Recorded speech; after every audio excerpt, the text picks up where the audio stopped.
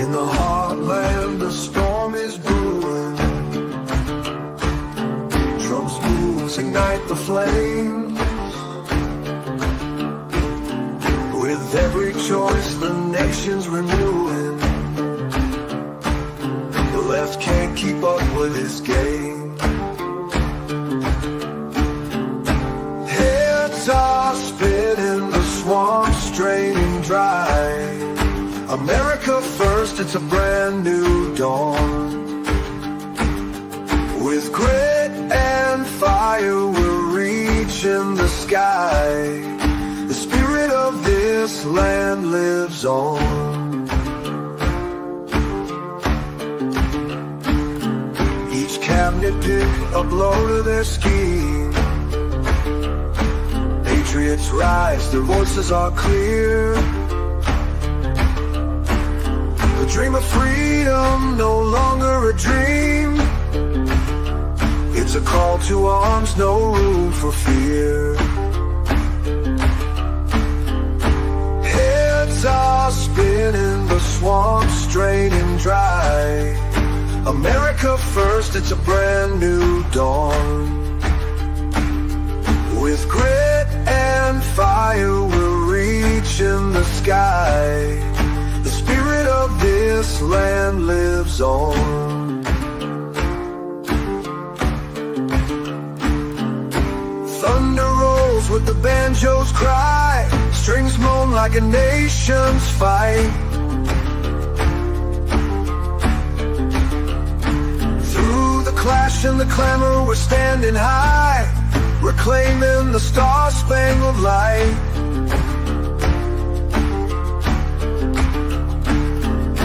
Heads are spinning, the swamp's draining dry. America first, it's a brand new dawn. With grit and fire, we're reaching the sky. The spirit of this land lives on.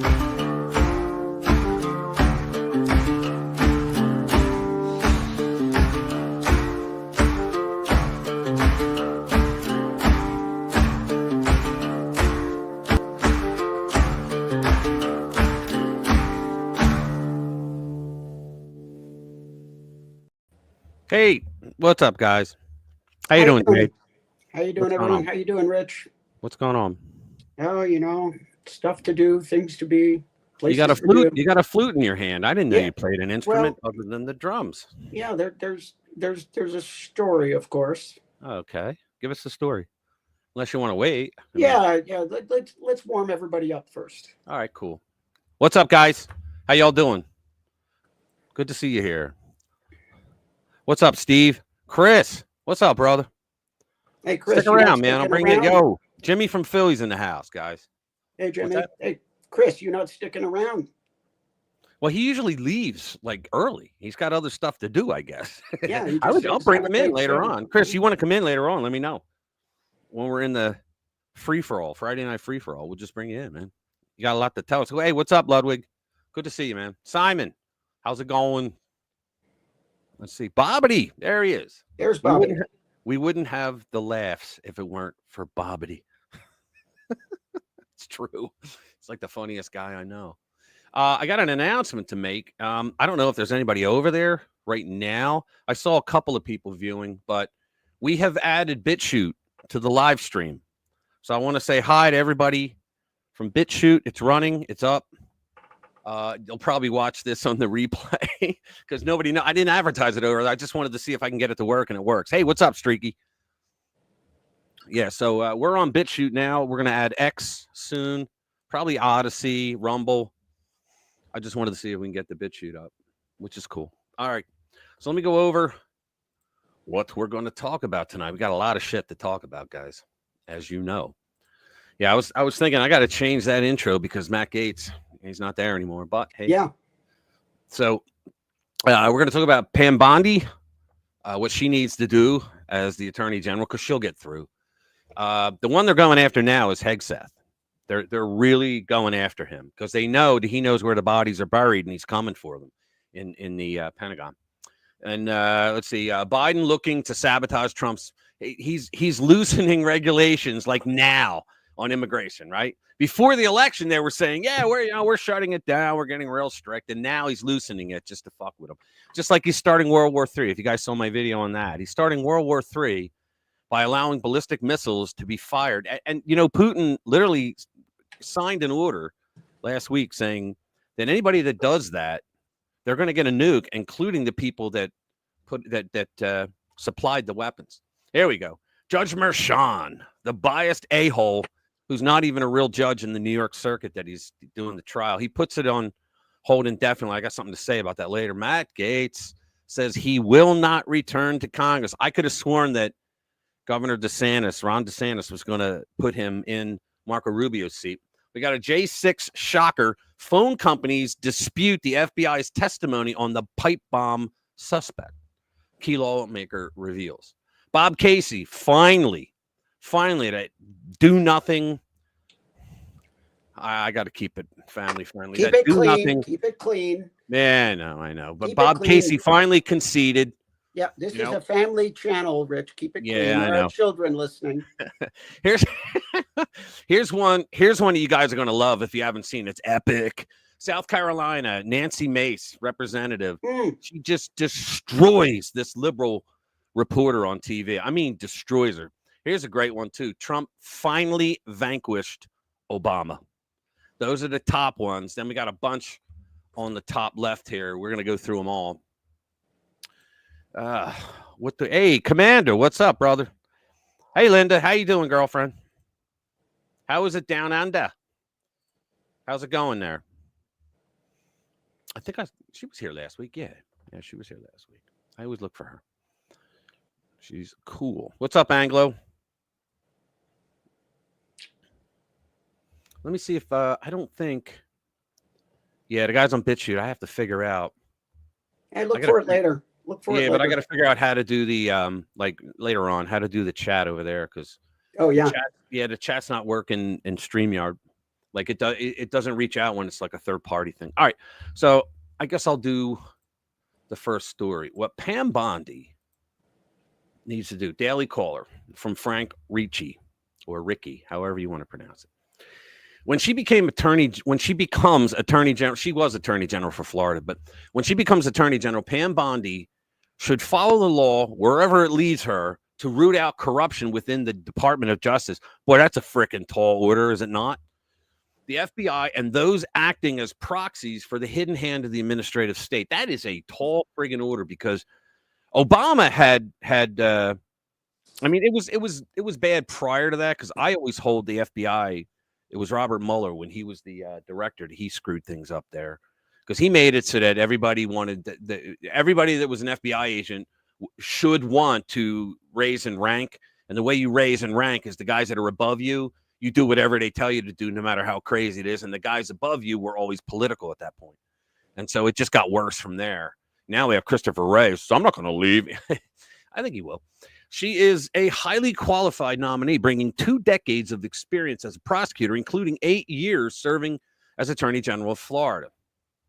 President-elect. She also worked with the Trump administration the first time. She didn't work for them, but she did things with them. President-elect Donald Trump's delayed sentencing in New York is a travesty. It is. It has been postponed for years instead of being dismissed, allowing the scales of justice to tip in favor of delay, dysfunction, and deceit. The left pines for the last laugh after Trump leaves office, forsaking the rule of law for lawfare. Yeah, that's what I said. When they said it was indefinite, indefinitely means that there's no set time limit. There's nothing. It's not. We're just not going to do anything for now. That's all that means. So when he gets out of office, they could go after him again. And he can't pardon himself for it because it's a state thing. Although I have a legal theory, even though I'm not a lawyer. But if Judge Juan Merchan, the biased a-hole who wasn't even a judge, if he can allow the state prosecutor to charge Trump with made up, remember, 34 charges, state level documents charges, that the statute of limitations ran out on. They converted him to 34 federal felonies for election crimes, right? So if he could allow a state prosecutor into the federal system, well, guess what? You can't now say you opened the doors, they say in all those courtroom dramas, right? So can't the federal government now say, guess what? We're going after you, right? And Trump can pardon himself for that. The only thing a president can't pardon himself for is a impeachment. That's it. So this is not about retribution. It's about redemption, although they're all going to say it's retribution. We must hold accountable those who weaponize the law. This is serious stuff, too, guys, to weaponize the law to achieve political ends. You know, it's lawfare. It is essential to deliver justice and deter future abuses of power that will erode our public. Now, you're going to watch. We're all going to see the Trump administration go after these MFers, right? And they're going to go after only the ones that broke the law, because Trump doesn't give a damn about who makes fun of them or who posts like nasty shit. He doesn't care about that. But he's always said throughout all this, he never said, me, oh, always me. He always said this can never happen to another president. That's what he's always said. Well, I mean, he said, if they can do it to me, they can do it to you. His whole thing was, they're coming after you. I'm just in their way. Exactly. That's what he always says. That is true. And he means it too. The process itself becomes the punishment. Without accountability, the rot will only fester. And that's what happens with the communists. You know, when it turns sour, it ferments. And there are people who need to go to jail to stop this. You know what? You're so right. The only way that you're going to stop it is serious consequences. Somebody's got to go to somebody. I say Hillary. That's just me. You know who's got to do the perp walk? Yeah, Nancy. Well, Pelosi won't because she had congressional immunity. But but Merrick Garland, for goodness sake, Merrick Garland. I don't think she gets congressional immunity from insider trading, does she? Well, yeah, but that's her thing, and the House should handle her. But here's the thing. Before I go on, a sidebar. Did you hear that Chris Wray and Alejandro Mayorkas, that they both said that the Congress subpoenaed them to come in and testify on stuff for the transition and all that, and they both said, "Go fuck yourself. We're not doing it." So what do? Do you file charges? Is Chris Wray going to charge himself? Right? This is communism. So while you got Joe Biden creating World War III with Russia, right? When you got that going on, and because the UK and France are now in, they're all in. So when you got that going on, and now he's completely opening the border, probably sending planes and buses down south to pick these people up, third world paupers. And a pauper is somebody that's so poor and so unskilled, they don't know how to not be a pauper. What were you going to say, Jade? What was I going to say? Sorry. I talked you out of it, didn't I? Sorry about that. All right. The American people have spoken. All charges in every case against President Trump should be dismissed. It is not about Trump. It is about him standing in the way, what you said, of those who manipulate the system for personal gain. And that's exactly what the Dems did. 4 years of this BS. For too long, elected officials and bureaucrats have used law and policy to advance agendas they could not achieve through legitimate means. They've always done that. Look, think about it. When they couldn't get something done through the legislative end, because the American people told them no effing way, what would they do? They'd go to a judge and get a liberal activist judge to give it to them. Roe v. Wade, right? This is not hypothetical. It's historical. The American people have witnessed how lawfare bleeds into other areas of government if unchecked. Bondi has a reputation for being tough. She does. If she holds perpetrators accountable, it will have a chilling effect on corruption at the state and federal levels that no one is above the law. I loved when Trump's lawyer called her Big Letitia in New York and said, "We're going to throw your fat ass." He literally said it on TV. "We're going to throw your fat ass in jail if you continue to throw lawfare at my client." The pandemic itself was weaponized through lawfare, costing the livelihoods of firefighters, teachers, cops, and hospital workers. The very people you want working, right, who refused the COVID-19 vaccine. It became clear the original science had changed. Yet they changed the definition of a vaccine. Yet these heroes still have not been reinstated. The persecution they faced was driven not by science, but by political power. That's so right. There needs to be a reckoning for this shit. The middle class, the feeling of betrayal is all too familiar. That's why Trump won. He always talked about, I'm fighting for the forgotten men and women, which is working class people. We've always been screwed. Trump stands as the only political figure who has consistently said enough. As constitutional defender and brilliant attorney Mark Palletta stated, people who abuse their power should be held accountable. The relentless campaign against Trump by the Department of Justice and its state proxies that's exactly what they are, too. They're state proxies. Thinking about it, that the number 3 guy in the DOJ quit his job to be a low-level assistant to Alvin Bragg. That's a proxy. Sorry, guys, it just is. But all right, so Trump's willingness to challenge entrenched power has made him a target like no other political figure in modern history. From the Russia hoax to 2 baseless impeachments to state officials attempting to remove him from the ballot, and now endless indictments aimed at sidelining and imprisoning him, Trump has paid the price for standing up for the powerless. Amen. Did he not? He even took a goddamn bullet. Here's the thing, and this is, to me, an overview. The administration coming in January is the first administration since George Washington that is actually looking to decrease the size and power of government, of the federal government. Right. Every administration since George Washington until number 47 has increased the power and size of the Fed. That is Think true. about it. Every single one. Republican, Democrat, I don't care. Everyone has done it. Right. And sometimes by fairly legit means, mostly by kind of tangential means. Oh, by the way, I got Mark Davis. I was talking with him today.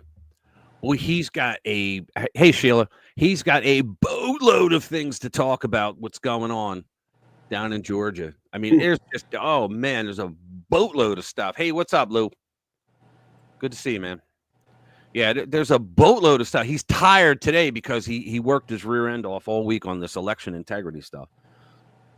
I'll give you one. Brad Raffensperger, his wife had enough. His wife, you know why? Because they can't go into a restaurant without people screaming at him. You know, you lost the 2020 and the midterms and those 2 Senate seats by that deal you did with Fair Fight with Stacey Abrams. Like, they just ripped him. So she basically said, you know, you got to choose either me or that. And he was supposed to run for governor. And so he just quit. Apparently he sold his business like last year, I think, for $500 million. So he's just going to ride off in the sunset. I was going to say, so he doesn't have to work. Right. So hopefully he gets charged, because see, that's another one, man. And I'm all for that shit, because I'm not for charging people just to get even or anything. But if you have a Secretary of State of a state like Georgia, you know, it's a battleground state, and you give I don't care if you gave it to his party, Republican, or to the Democrat. You give it to a party. You give them a way to cheat. And that's what he did when he changed election law to allow them to no longer have to match the ballot signature and the mail-in ballots in 2020. They didn't have to match the signature to the driver's license on record, or to, if they don't have a driver's license, to the original registration to vote. No, you could match it now to the signature on the application to request a mail-in ballot. In other words, the forger. And oh my God, you have no idea what that did to the election.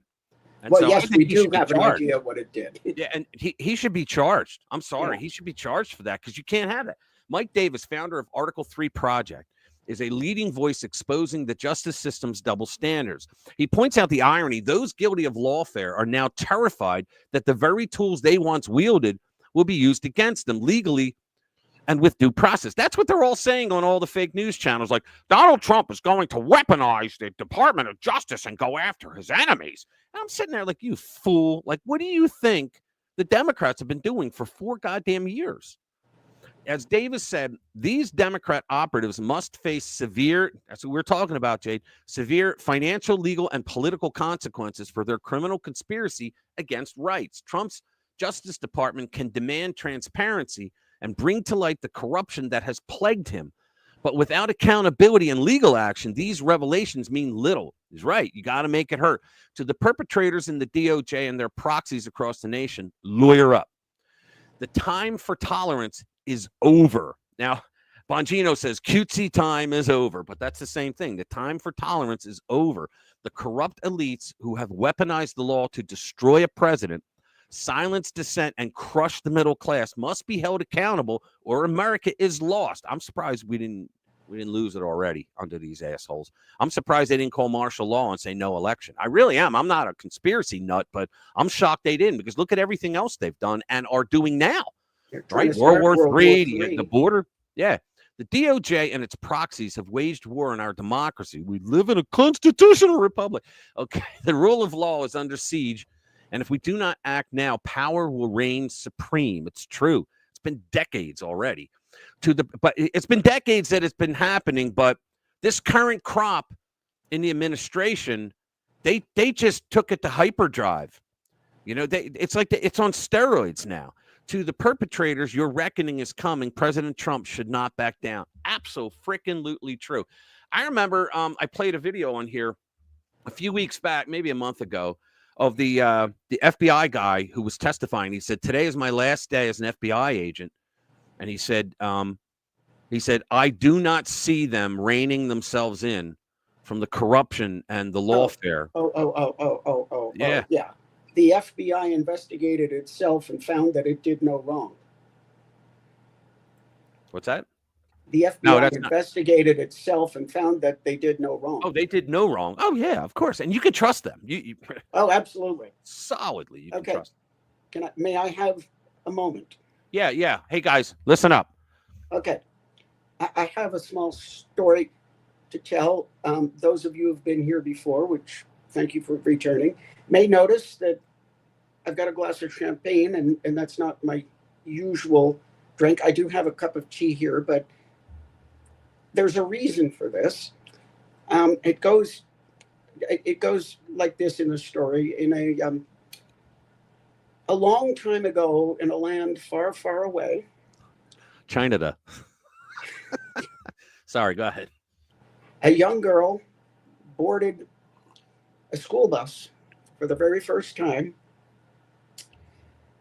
and headed to first grade classroom. And that young girl, from that time until yesterday, has never been anything but a full-time student or full-time gainfully employed. Right. Until yesterday, my video friends. Yesterday was my last day. Congrats. So anybody pick something up. I don't care what you've got. Bourbon. A glass Actually, of iced something. tea, but I'll call it bourbon. Celebrate with me. I am now gainfully unemployed. Enjoy your retirement. Congrats. I've been looking forward to it. And I got lots to do, including making noise with that set behind me. So. There you go. Congrats on your retirement. Thank you, Rich. Uncle Bobbity said the same. There we go.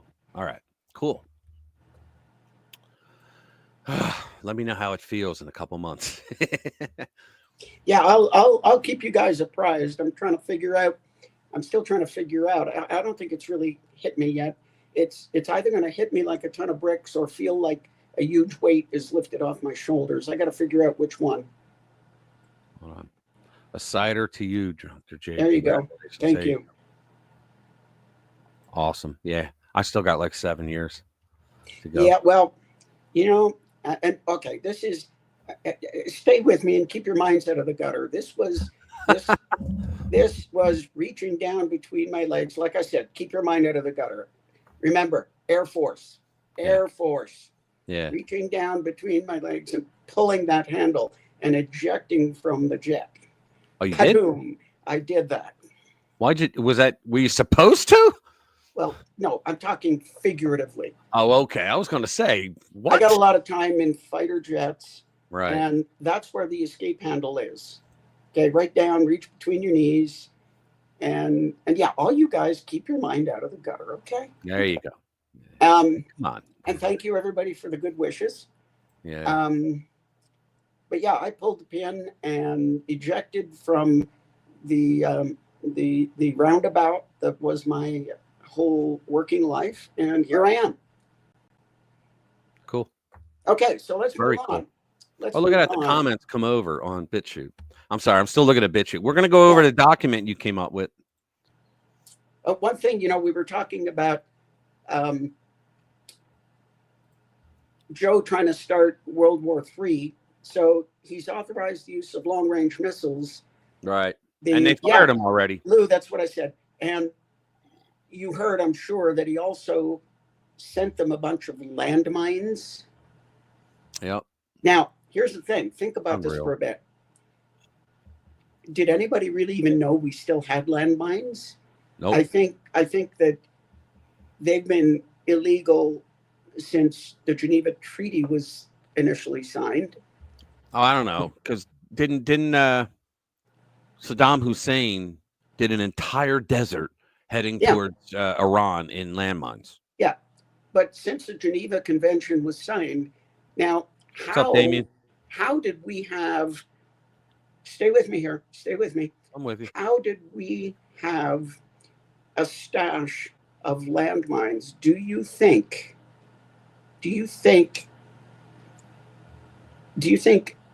Clinton, when he was president, do you think if he knew about a stash of landmines, he wouldn't have had them gone?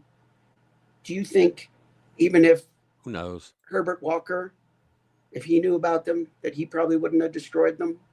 I don't know. Think about who has been around forever who has been around forever in positions of power, who might well have known that we still had these. Is he still alive? Joe. I was going to say Henry Kissinger. No, Kissinger, he's gone. He would have known. But I know. Joe, he would have known. Joe, he's the last of the Dixiecrats. Oh, Biden, yeah. Biden. That's how they got him. Is it a coincidence? I heard Russia responded. Well, that's war crimes, baby. That's illegal. And what's so you illegal? got to think. What's illegal?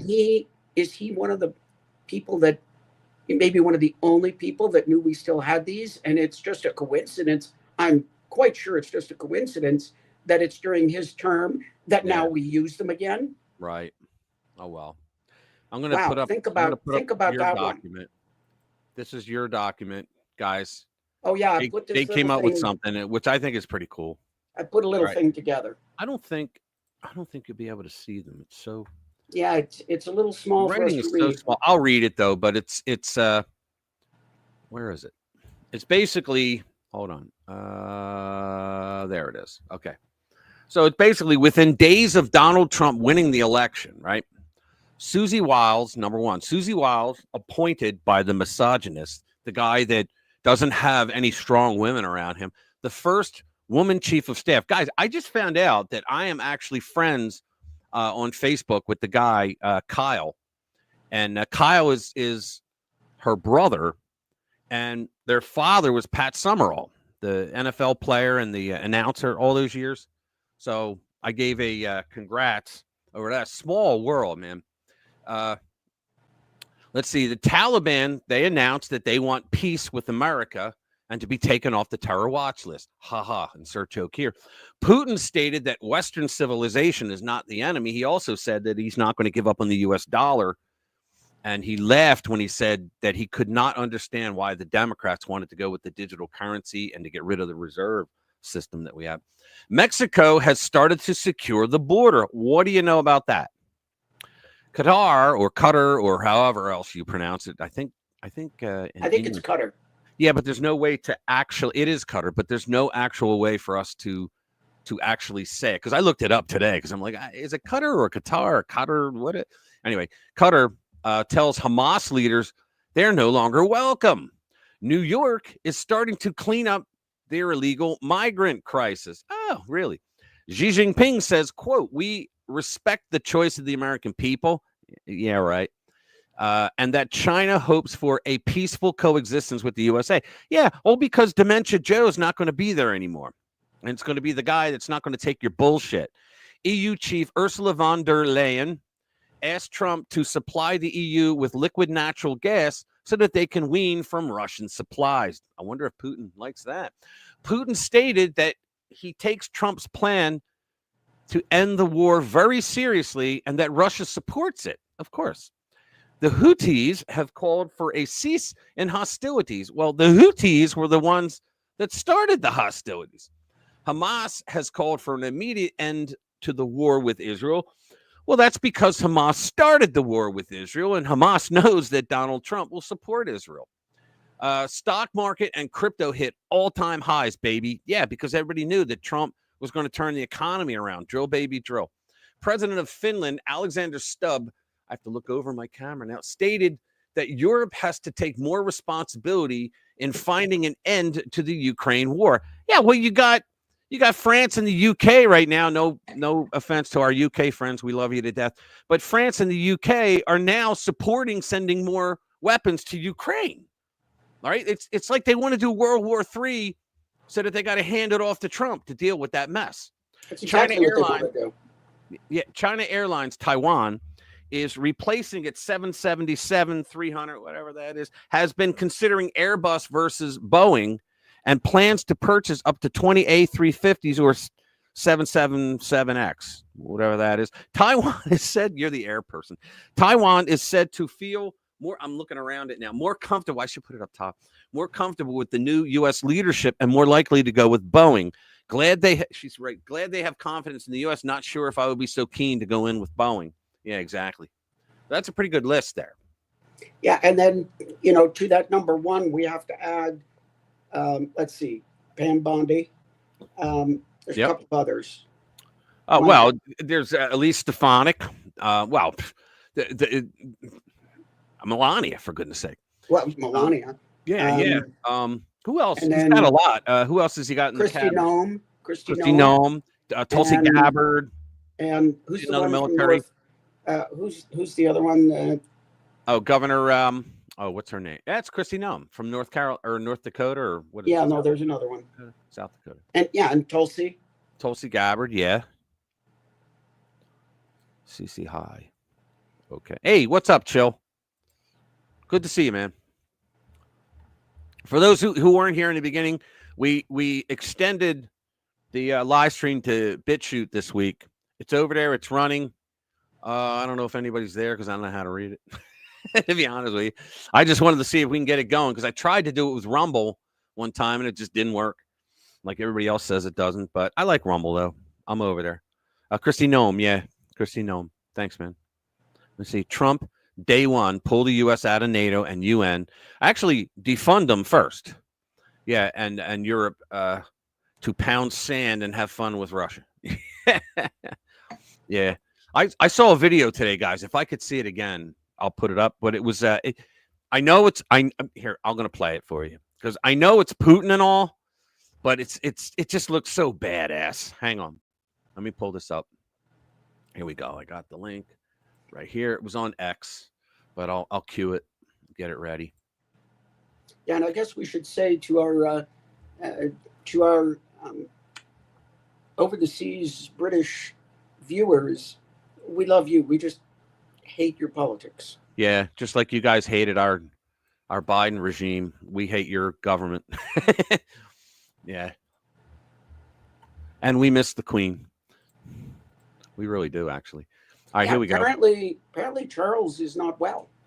I heard. Let's not go down that hole. Let me play this. It's only 31 seconds, but watch.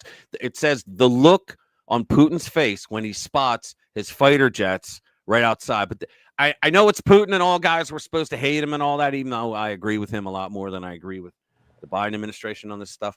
But let's go. This is bad.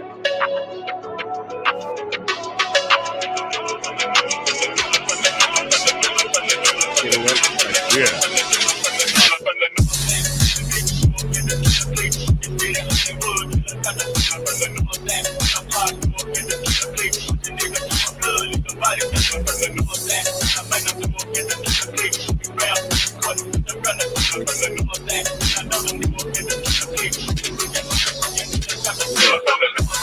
That badass That was pretty badass. I'm sorry. I expected him to, be on a horse with no shirt, but that was badass, I thought, for him. Anyway. So let's go to the next You know who one. I saw a picture of him with no shirt is RFK. That guy's buff. Yeah, he's pretty built. Yeah. Let's see. Midair Slav squat. All right. Let's see. What's the next one? Let's go to the next story. We got so many good ones tonight. Yeah, Biden looking to sabotage. This is one.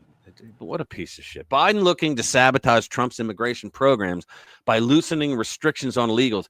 All Trump has to do and get his surrogates to go out there and say, hey, guys, don't come because we're putting you right in prison or we're deporting you 3,000 miles away. That's all he has to say, really, because I'll tell you what. People do listen to what the United States says, and they react. Think about it. Biden opened the borders and said, come on in, even though Kamala said, don't come, and, to them, it was like, oh, she means she wants us to come. Okay, here, Yeah, she said, do not come. I think that's the first time she'd ever uttered that phrase. There you go. Keep your mind out of the gutter, guys. I think there's a circle in Dante's hell reserved for outgoing presidents who deliberately and with great malice aforethought set out to sabotage an incoming administration. And and think about it, when W left, when W was coming in after Clinton left, the Democrats pulled every W off of every keyboard throughout the entire federal government. Oh, yeah. Causing them to have to buy more keyboards, right? But that was nothing compared to this. In Biden's case, the Department of Homeland Security is launching an ICE portal app. Can you imagine an ICE portal app to allow illegals to skip their in-person ICE check-in? So they're using an app to allow them to break our laws and come over. And see, they say, oh, well, we give them parole, so therefore they're not breaking the law. No, you're breaking the freaking law because we have laws in the books that are saying you can't come illegally. You got to go through a port of entry. The significance of this move is that the new app will not check for past arrests or outstanding warrants. According to the New York Post, the software has proved to be glitchy, making it easier for an illegal alien to skip out and disappear into the U.S. interior. It's glitchy is the word they use. Fox News reports the glitchy software won't track an illegal's location if he or she is using an Android phone or laptop. Incredibly, the illegals can also opt out or contest the government's use of electronic monitoring to track them. Guys, that is such horseshit. The Post says that up to 100,000 will be enrolled in the program's initial wave. Guys, we got 2 more months of this horseshit that we have to deal with. And they're apparently going all out to screw with Trump. They're really screwing with America. Joe Borelli, a Republican New York City council member, told Fox News Digital, these actions taken during the death gargles of the Biden administration are disheartening, to say the least. This doesn't seem to be in the spirit of a peaceful transition Biden promised, he added. Trump has never gotten a peaceful transition. The shit that they pulled on him after 2016, right after he was inaugurated, he never got a peaceful transition, so they can shove it up their ass. This talk about a peaceful transition. This is the last-ditch effort to usurp the will of the people who voted decisively against sanctuary city policies and unrestrained illegal immigration. That's another thing I can't understand. The Constitution, Article 1, Section 8, in the enumerated powers, gives the federal government the authority over immigration. It says and uniform rule of naturalization. That's what it says. You can look it up. And it says the Congress has that power, which means the federal government has that power. So they're the ones that are allowed to create election law and enforce it, right? And then, adjudicate it. So then how the F can all these cities, these blue cities, claim to be sanctuary cities and they don't comply with federal law? Their law enforcement doesn't comply with federal law enforcement when they've always done that in the past. I mean, it's bullshit, right? And so, and the beauty of it, though, was that it backfired on cities like Chicago and New York, because they lost Chicago and New York because of that, because they were sanctuary cities. And God bless them, but Governor Greg Abbott of Texas was shipping all the illegals to their cities. And so they used up all their resources, and people, that's a mean thing to do. Yeah, well, what is Biden doing? 20 million illegals in 4 years. Then there's that. Biden seems determined to give the middle finger to America on his way out the door. It's just, oh my God, humanitarian parole. Holy Yeah, I think he's been given the middle finger to a lot of people. He certainly seemed to kick the DNC and Kamala right where it hurts, and now it's just a political scorched earth. Yeah, it is. Yeah, actually, I did, Linda. I didn't have that much time because, believe it or not, I don't have a lot of time. Friday nights are like my time, right? But I did, but not too many. I haven't gone there yet. But yeah, I'm actually, I think I subscribed to it. I think I did. Let's see, what next? Here we go. We're going to talk about the jerk-off judge in New York. So let's go back to that. I can't stand this guy. Justin, judge indefinitely delays Trump's hush money case. For goodness sake. All right, I've gone over and over again why it's bullshit. You guys know the thing. All right, you know my spiel. But Judge Juan Merchan on Friday delayed Trump's November 26th sentencing in Alvin Bragg's lawfare hush money case indefinitely. And I already said indefinitely means, could do any time. Let's wait 4 years. And, when he's out of office, we'll go after him then. That's what they're doing. Merchan gave Trump's lawyers until December 2 to file a motion to dismiss. Trump previously asked the judge to overturn the case or toss out the case. New York, from ABC News. New York judge, which, by the way, did you hear ABC is like kicking out all their top, their political analysts? I think he was the head of their political analysis team because of Trump's victory. New York Judge Juan Merchan has delayed President-elect Donald Trump's November 26th sentencing date in his criminal hush money case, which is total horseshit, according to a brief order issued Friday. My brother sent me it, but I didn't keep it, and I should have showed it, but I didn't. The judge is allowing the defense to file a motion to dismiss the case, which he said is due by December 2. The judge provided no new sentencing date after adjourning the original November 26th date. Earlier this year, Trump was we're not even going to read that. 34 felonies that never existed. Unreal. 34. 32 days. Remember that? All right, here we go. Matt Gaetz. Sad. Matt Gaetz says he will not return to Congress. I was really hoping DeSantis would make him Marco's replacement.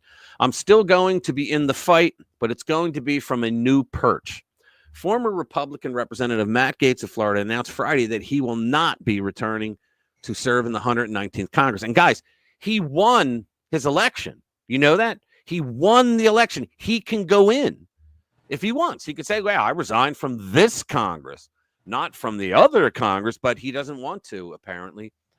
He doesn't want to serve. This announcement came after Gaetz withdrew his bid for Attorney General just 2 weeks after President-elect Donald Trump nominated him for the position, which sparked controversy on Capitol Hill. In other words, Democrats were trying to suck the life out of the nomination. Although Gaetz is eligible to serve the term to which he was reelected, he mentioned in his resignation letter that he did not intend to return to the House, and then confirmed that he will not return on Charlie Kirk's podcast. I'm still going to be in the fight, but it's going to be from a new perch. I do not intend to join the 119th Congress. Gaetz spent several days alongside Vice President-elect J.D. Vance holding meetings with senators ahead of the confirmation. Gaetz withdrew following his time spent on the Senate side, saying the confirmation was unfairly becoming a distraction to Trump. I did a video on this, guys. I think he did a classy thing, even though he'll never get credit for that, because he said it's not about me, it's about the movement, it's about Trump. I just want to find out what the hell he's going to be doing. Hunter turnips. But don't you think this was a whole? This was a political 4D chess move if I've ever seen one. I know, and I don't know what he's doing though. And I'd love to know. Hey, what's up, Taka? Well, the thing is, he's just like just like one of those world. That would be great. Do you see this? Hold on. Do you see this? Simon, Matt Gaetz, special prosecutor. That would be awesome. And he doesn't need any confirmation for that, I think. Right. And guess what? To be a special prosecutor, you cannot be part of the federal government. Did you know that? That's one I of the think I knew rules, that. which is why several of the ones that asshole Merrick Garland made was unconstitutional. But that would be perfect because he already resigned. So, you know what? But yeah, Simon, I think you're a prophet, man. This was a 4D chess move cooked up between Gates and Trump. Yeah. And right from the beginning, I think Gates knew. Trump talked to him, and he said, well, no, I don't want it, but here's, they got together and said, here's what would be a good plan. Right from day one, I think this has been a 4D chess move. He's been just like world-class chess players. He's been 5 moves ahead of his opponents all the way along. And yeah, absolutely. They are late. He's always been ahead of him. That's another reason why they hate his guts. They are late to the party now, and I guess the new Senate Majority Leader Thune, I guess he's got an agreement with Trump that he's not going to oppose any recess appointments. So in fact, that this was a plan because Trump could have put Gates in anyway. Oh yeah. He could have put him in for it's like 240 days or something, and then that's renewable for another 240 days. Bongino keeps talking about a recess appointment, and I sent him an email, and they opened it because I have a tracker on it. But he never mentioned it. You had there were 3. There was one. Who the hell was it? Well, it was McConnell, the turtle. He was the first one that said it, and then there was another one. The guy that is in Utah, who just won a Senate seat. He ran before as a Democrat, so you know what that is, right? What's going to come out of that? But anyway, the 3 of them, and Murkowski, worthless Murkowski, and worthless Susan Collins, they all said they would never vote for him, so they don't have the votes. So that's what killed Matt Gaetz. They don't have the votes because of that, because they said we'll never vote for him. So all of them need to be primaried. All of them. Let me do this story because this one's. You guys are going to love the takedown. This is Nancy Mace, South Carolina. You're just going to love this takedown. She takes down, Nancy Mace. Yeah, she's a looker. Yeah. But she takes down a liberal fake news woman, and you're absolutely going to love this. But let me just read. To be honest, Representative Nancy Mace would make the list of my favorite Republican in the U.S. Congress. Her voting with Liz Cheney and Adam Kinzinger in favor of a criminal contempt charge against Steve Bannon was fairly gutless. That was the worst thing I think she did. A lot of people have a problem with her. I should look her up on Conservative Review. But anyway, here we go. Let's see if we can get... Congresswoman. Here we go. Ready? I want to dive right in. I saw an article on your website from 2021 where you talked about your support for the Fairness for All Act, which was a GOP alternative to the Democrats' Equality Act. You said at the time, quote, I have friends and family that identify as LGBTQ. Understanding how they feel and how they've been treated is important. Having been around gay, lesbian, and transgender people has informed my opinion over my lifetime. Congressman, what do your LGBTQ friends and family think of what you're asking for now? They're very supportive. In fact, I heard from a lesbian couple, actually 2 last night, about the bathroom bill, encouraging me to fight for women's rights. And I'm glad that you brought this up. I'm very socially sensible. I voted for gay marriage not once, but twice. I don't believe the government should tell you who to love or who to marry or divorce. And I've supported LGBTQ rights for years now, but I draw as a woman, as a survivor of rape, as someone I have PTSD from the sexual abuse I have suffered at the hands of a man. We have to, as women, draw a line in the sand, a big, fat, red line about our rights. And the basic question today is, do women have rights or do we not? And I will tell you, just the idea of a man in a locker room watching me change clothes after a workout is a huge trigger. And it's not okay to enforce women to be vulnerable in private spaces. In the mainstream media, you want to call McBride a trans woman. Trans women are men.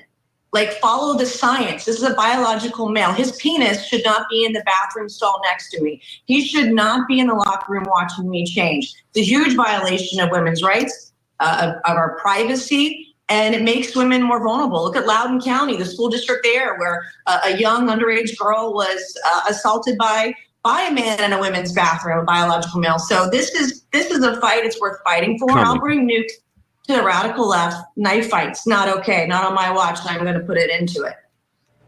I just want to add that the Congresswoman-elect does identify as a woman. I will be. She's not a woman. It's a man. She was born a man. She's a man. She's biologically a male. That is science. You guys on the left in the mainstream media want to say, follow the science. Well, let's follow the science. There you go. I'm gonna actually redo this so that it gets right to the part that I want you to see. Okay, ready? Here we go. Congresswoman, America is facing a lot of challenges right now. There are wars overseas. We were just talking earlier in our program about Ukraine and Russia. There's an immigration system that needs fixing. I know you've talked about that. Everyday people are struggling to buy a house, pay for groceries, and especially in your neck of South Carolina in the Palmetto State. I saw yesterday that Boeing is laying off several hundred employees at the beginning of the year.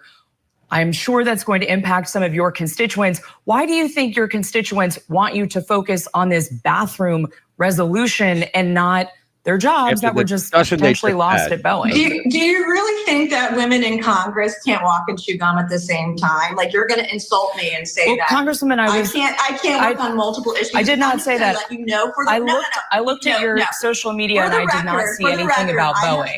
Have you put out a statement about Boeing? I have filed almost 100 bills since I became a member of Congress. Women can do more than one thing at once. I'm going to protect women. Of course we can. I'm going to protect jobs.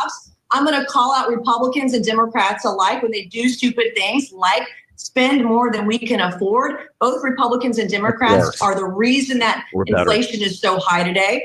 I'm not going to be insulted by your left-wing talking points. Congresswoman, I am giving you the chance to address the Boeing layoffs here. Have you posted anything about that? Have you made any comments about that publicly? What are you going to do for your constituents about that? I looked on your social media. I did not see anything regarding the Boeing layoffs, and I'm sure that is going to impact people in the Palmetto State in South Carolina. You are incredulous and so insulting to women. Number one, it was just announced yesterday. And before I make a comment on any company's position or firing their employees, I'm going to get all the facts and understand what's really going on so I don't shoot from the hip prematurely. It's just like when the monkeys were released 2 weeks ago by Alpha Genesis Lab, again in my district. I had a meeting with the CEO before I commented publicly. It's really, I think, important to be deliberative when it comes to people who are going to lose their jobs. It's important to get the facts before commenting on something prematurely. I think my voters and my constituents deserve that. I will tell you, no one will work harder than I will for South Carolina. I have brought tens of millions of dollars in resources to my district because people need them, whether it's infrastructure, whether it's women's issues, whether it's cybersecurity. I sit on the oversight committee, work on a lot of cybersecurity issues. I have worked diligently 7 days a week, 24 hours a day, 365 days a year, and nothing some left-wing journalist like you can say will stop me from working hard for the people of South Carolina. Congresswoman, looking ahead at this bathroom resolution, have you received any commitment from Speaker Johnson that the resolution will receive a vote? And look at you, right back to bathrooms. You want to talk about policy. So yes, on Monday I spoke to the speaker. Well, we're just trying to figure out what's going to happen. And next he said that no, you want to criticize me for this bill and say that's the only thing I can focus on, and yet that's the only thing you can focus on in your interview. Stop being a hypocrite. Speaker Mike Johnson promised that it would be in the House rules package. If it is not, I'm prepared to have an amendment, for Fourth Amendment, to ensure that women on the Hill are protected. And if that's not successful, I will force a vote through a privileged motion. I want to force my colleagues to put their policy on the record. Do women have rights or do they not? Oh, that was awesome. I just love when a Republican finally has enough and slams back, because that woman was that, for lack of a better word, that journalist was trying to do a gotcha on her. Well, you didn't say anything about your constituents that are going to lose their jobs at Boeing. you don't care about, right? And she's basically like, hey, it happened yesterday. We don't have any facts yet. That was awesome. Yeah, but I love it. You are whole incredulous, she said. That whole thing, Rich, that is left-wing nut job style. As soon as an opponent starts to make a point, they change the subject. Yep. That's what they do That's exactly how they work. I thought she handled herself well, though. And then so-called journalist is right, though. Yeah. Now here's one we're going to do that I just loved. Ready? Trump finally vanquished Obama. Look at the look on him. 2 polls, no waiting. In his victory speech in 2008, nearly a generation ago, Obama told the masses in Chicago, it's been a long time coming, but tonight, I'm not going to do it, but tonight, because of what we did on this day, in this election, at this defining moment, change has come to America. What about hope? I remember when he did the hope and change, and Rush sat there on his radio show, and he goes, guys, like, hope means that you've got nothing left. Hope and change. He goes, he thinks that all of Americans have nothing left, because when you have nothing to go by, to live on, you have hope. I just thought it was hilarious. Upon reflection, Obama's changes were far from transformative. Oh, the deep state got deeper, and the insurance industry received subsidies that over the years likely top $1 trillion by now. Obamacare also enabled him to enable the transgender fad that has poured millions into a few doctors and children's hospitals while spaying and neutering thousands of innocent teens who were struggling with teenage hormonal imbalances. But as much as I disliked him, there was nothing transformative about his presidency. We simply continued sliding our way down the tube to oblivion, fighting wars we could have avoided, exactly, following junk science and superstitions it produced, and enabling the totalitarian ineptocracy,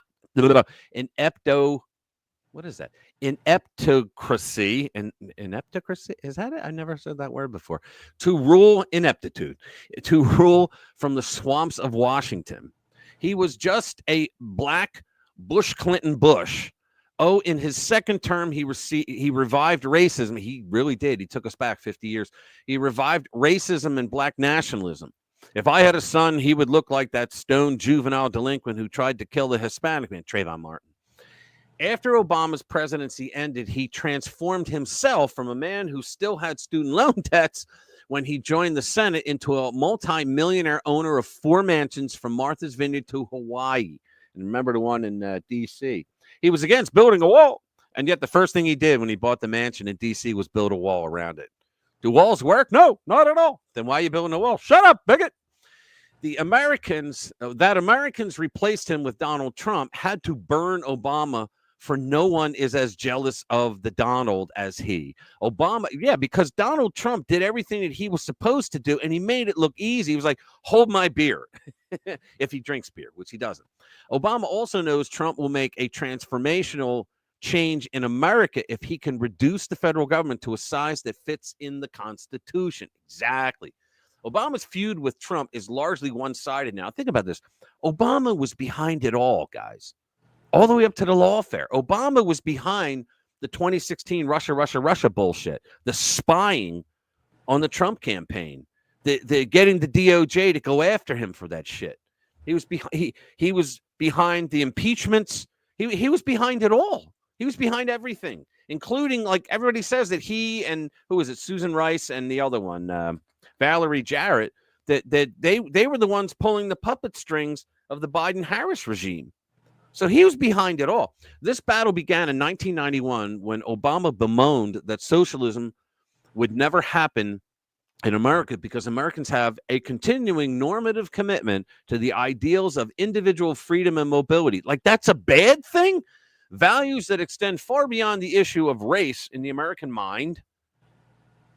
Most people, I mean, you think about it, there's always going to be racism in every society. But, I mean, think about it. I think America is a very low-level racist place. I mean, with the achievements that have been made. And He brought it back. He took us 50 years back. Every single solitary police interaction with a black person, he took the black criminal's side. Every single one of them. And he started off with that cop up in Cambridge with his professor buddy who got locked out of his house. The depth of this commitment may be summarily dismissed as the unfounded optimism of the average American. I may not be Donald Trump now, but just you wait. If I don't make it, my children will. Yeah, he's right. 20 years later, as president, Obama mocked Trump at a dinner. Did you see that? Thrown by the trained SEALs in the White House Correspondents Association. 5 years after that, the Big O had a front row seat to Trump's inauguration. You know what? They say that dinner where he trashed Trump was what made him decide to run for president, that it was that. Because he attacked him and he said, that's what made me want to run again. Obama smiled because he planned a passive-aggressive coup. Obama thought he had him because of the Russian hoax, the resistance, tying Trump's orders up in court, Rhino Paul Ryan, and all sorts of other monkey wrenches Obama was tossing into Trump's presidential machinery. Exactly. And yet Trump succeeded. He got Mexico to stop sending people north. You know why that is? Because Trump is a capitalist and he thought like a capitalist. And people's intentions are bought by capitalism. He told think about it. He told Mexico, I'm going to block all of your imports, the trucks coming up, delivering all the shit. If you don't do something about your border, because they're coming over your border into ours. And so what did they do? They put 10,000 federales in, and he said, plus we'll stop giving you the foreign aid, which we should stop anyway. And he said, so next thing you know, they put like 10,000 federales down on the Guatemala border. Think about that. So he did everything with money. He did it with China. He's telling China now, you think you're going to build those auto plants down in Mexico and ship them up here? You get 100% tariff. Nobody's going to buy them. He dropped corporate tax rates. He slapped tariffs on Red China. He forced NATO allies, frenemies, to increase their military spending. That should have been spending. All right. He brought unemployment down to a 50-year low and made an economy so strong that it could shut down and still bounce back. That's true. They shut it down like the Democrats did their due diligence in all the states and shut everybody down during COVID. But you know what? We came back real strong, and then Biden gets the credit for it.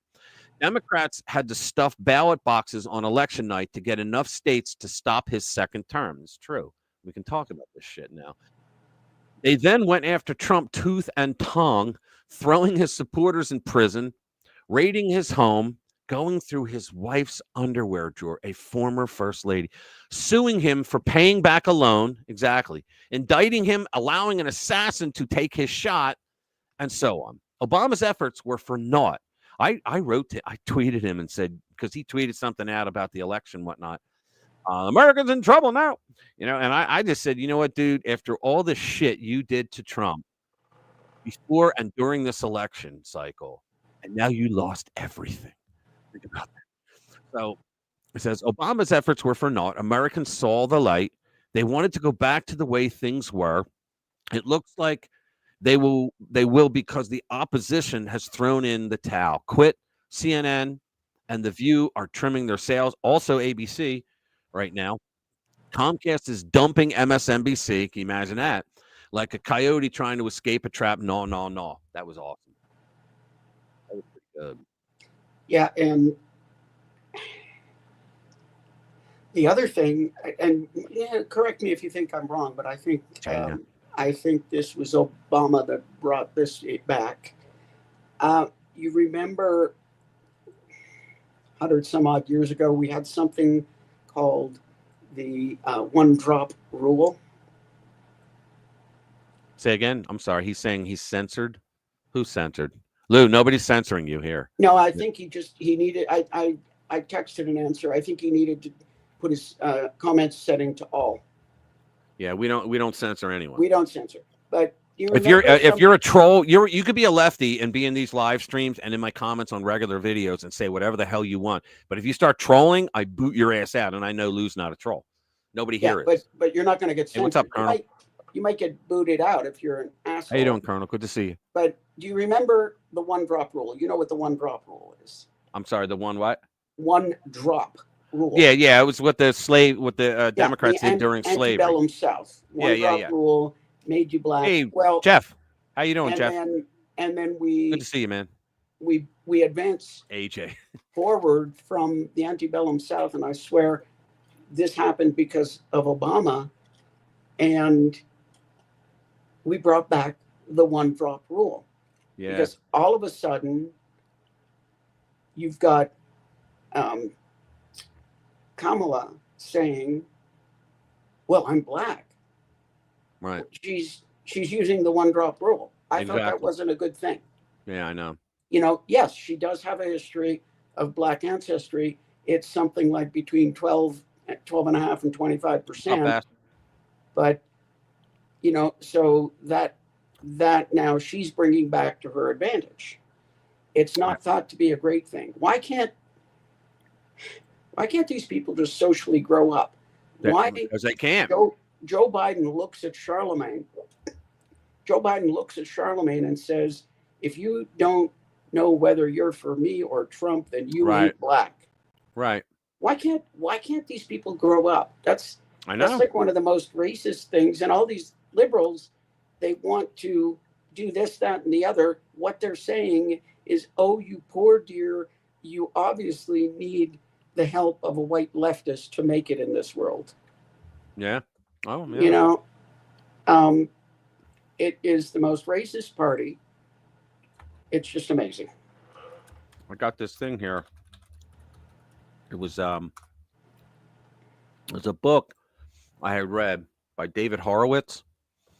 And oh my God, it's called Rules for Revolution.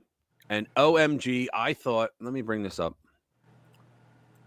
I thought I knew Obama and the progressives and all that.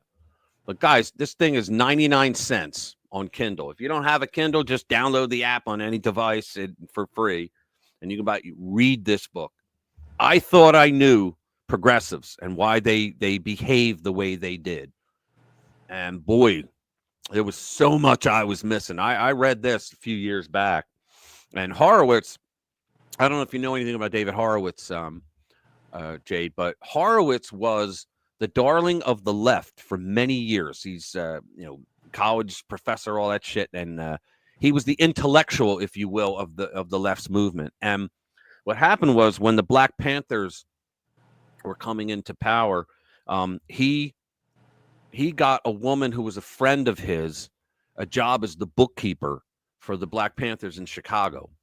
And she found out that they were doing illicit things, like mafia shit, like drugs, prostitution, all that. And they murdered her and they killed her. And because he got her the job and she was a dear friend, he was so shocked that he got, not because of that, but because the liberal press did everything they could to defend the Black Panthers. And they really didn't want to report on the murder. And so, I believe he talks about that in this book, and so what happened was he got out of politics for 10 years. He just wanted nothing to do with it. And then he got back in again and he became the darling of the right. And he wrote about all the constitutionalism and all, which he wrote before, but he always did it with a left-wing bent. But that was before the Democrats became post-constitutional.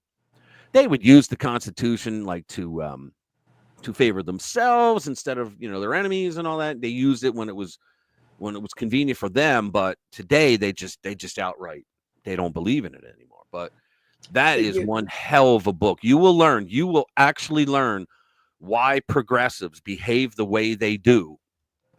And there were a lot of things in there they use the Constitution when they can twist it to support their causes. Twist it to their advantage. Yeah, I remember, Chris.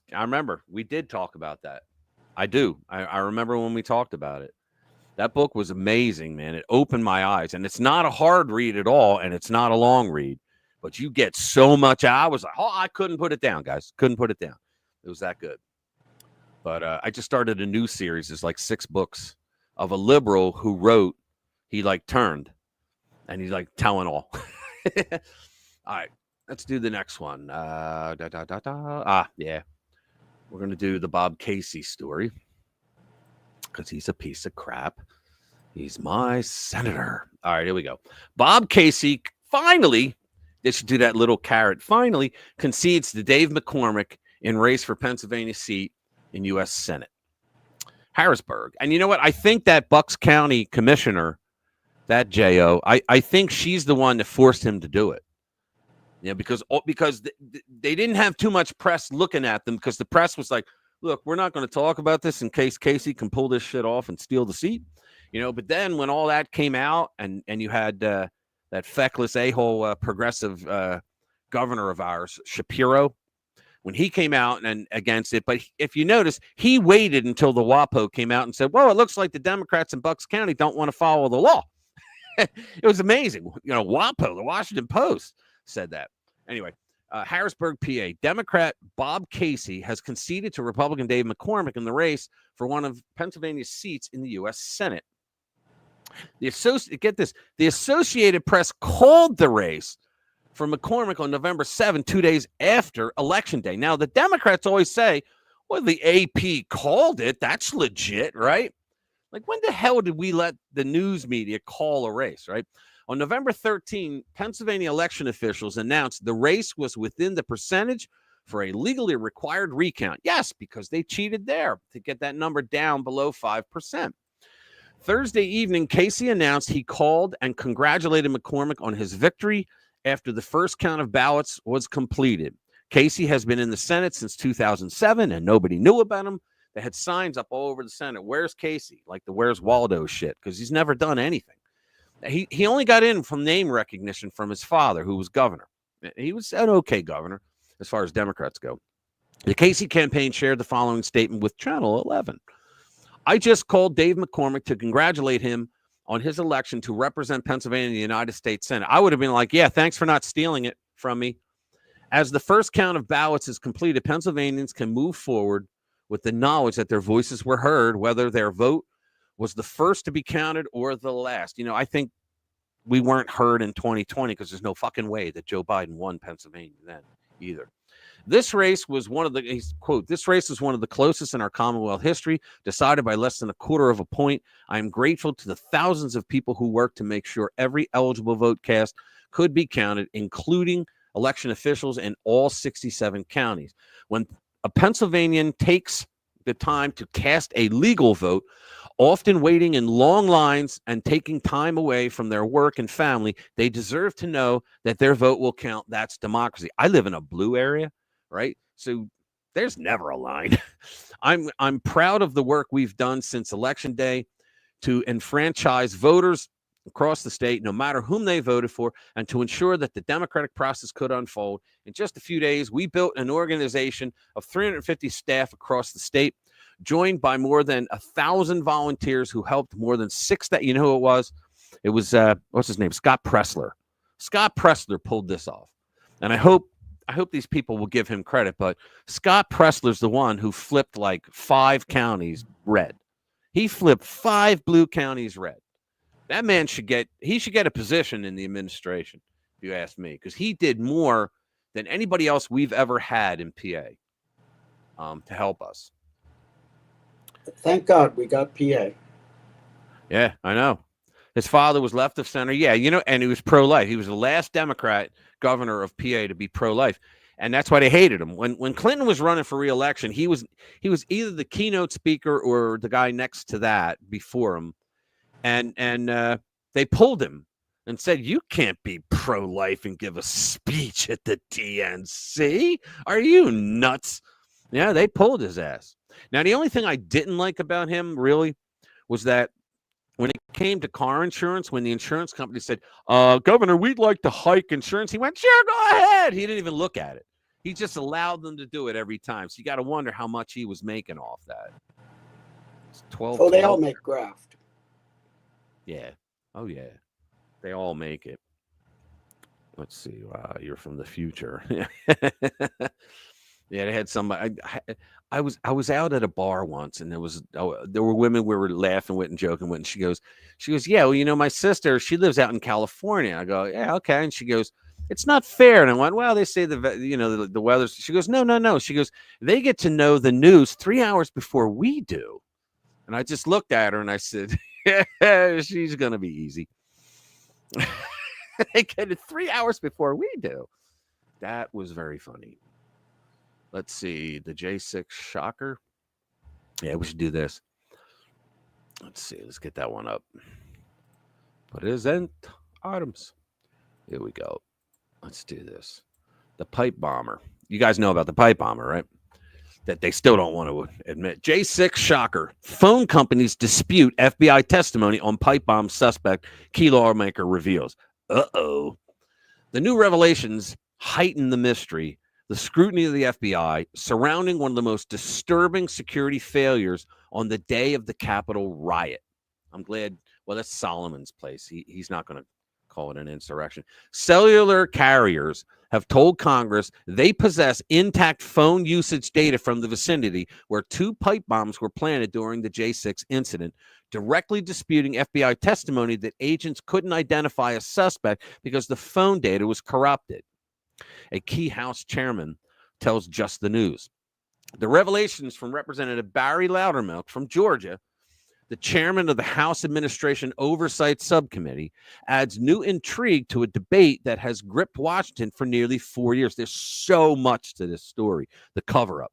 Why can't the FBI, with so much evidence and manpower, identify the suspect who planted the devices at the Democrat and Republican Party headquarters hours before the Capitol was breached? Do you know the answer to that question, Jade?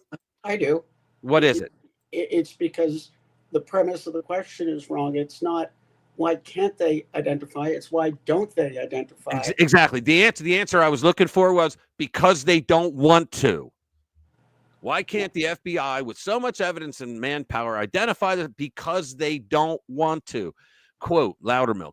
In the days and weeks following January 6, 2021, the FBI opened an investigation into the pipe bomber and attempted to identify the suspect by analyzing cell phone data linked to the area surrounding the RNC and DNC. Here's the thing that they don't want to talk about, not these guys, but the FBI.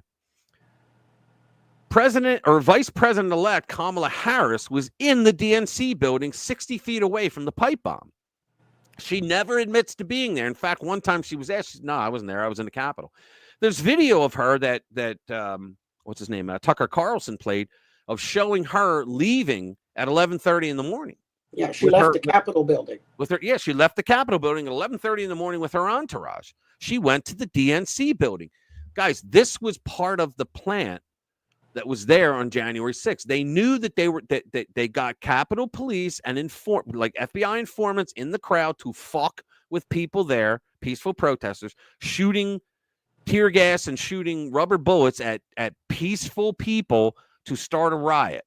Okay. Plus, I told you every time I saw this cop reach over one of the horses, the metal.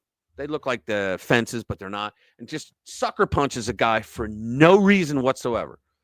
And the fight just started. And that's how it started. And everybody believes now that the whole pipe bomb incident the pipe bomb was there. And it wasn't a real pipe bomb, but it looked like one, right? But the pipe bomb was there so that if something didn't happen, then the news could say, oh, these MAGA extremists, they actually put a pipe bomb and could have killed the vice president-elect. It was such bullshit.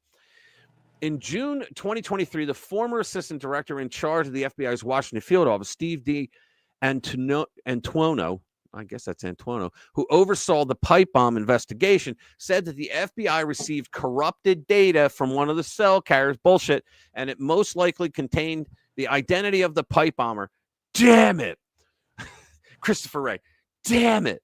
Given the significance of this information, my subcommittee sent letters to 3 major cell carriers, asking them to respond to Mr. D'Antuono's claim of corrupted data. Every major cell carrier responded to confirm that they did not provide the FBI corrupted data. There you go. Additionally, Every major cell carrier confirmed that they were never notified that the FBI had any issues accessing the data.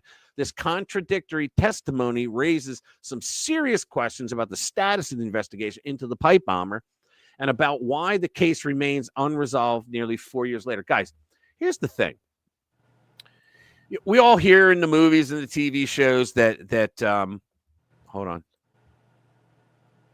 Oh yeah, dude. Chris Bongino's been all over this thing. I mean, all over it, right?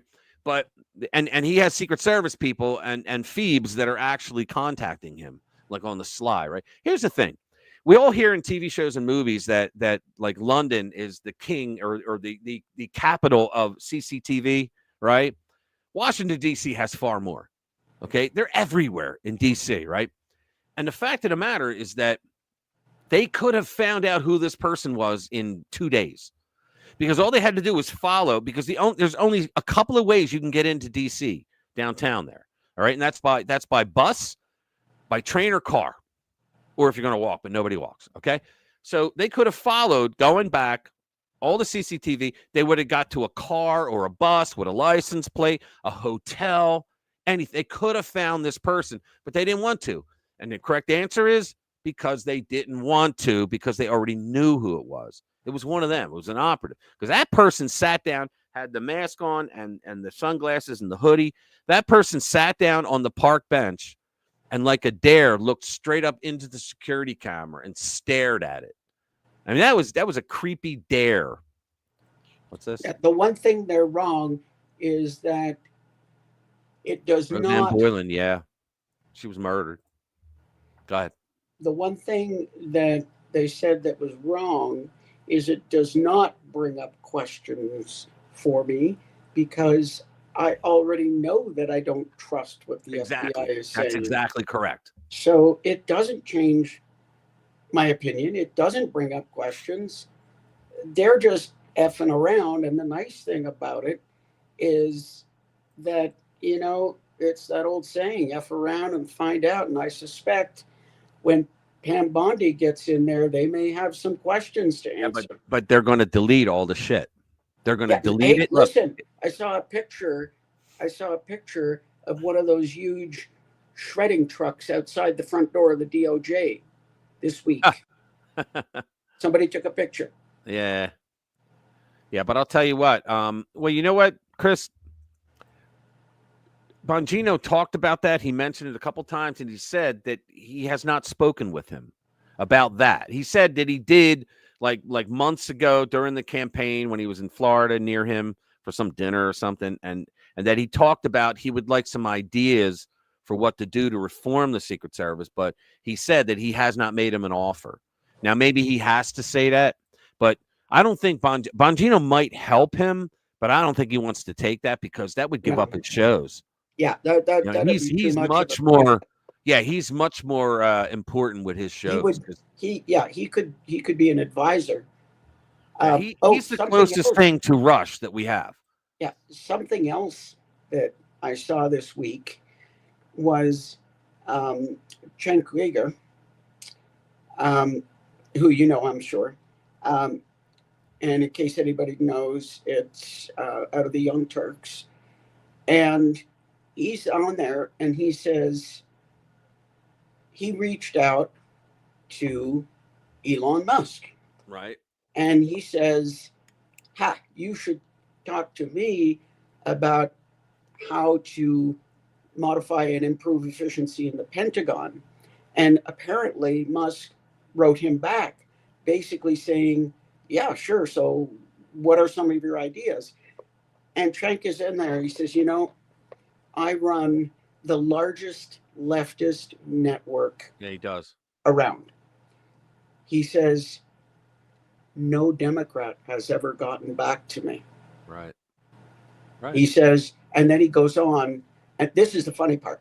He goes on to say the Democrats are completely adverse. I forget the exact word he used, but they're adverse to populist input. Yeah. Which I just fell off my chair, because he just called himself a populist. Right. I know. It's funny. Now, it's a populist from a left-wing point of view, but even somebody like Cenk Uygur. I call him Chunk Yogurt. Yeah, him. Anyway, even, I mean, he's not a stupid guy. He's certainly, you know, way out in outer space from. I think he's Harvard educated too. He's just not wrong about everything. Guy. I disagree with what a lot of he says, but even he's saying, you know, I'm seeing things that reminded me of, I think it was it Ice-T or Ice Cube? No, I think it was Ice-T. No, and this is like he's the guy that was the actor. He became an actor on Law and Order. I think it's Ice Cube. Yeah. He's the political one.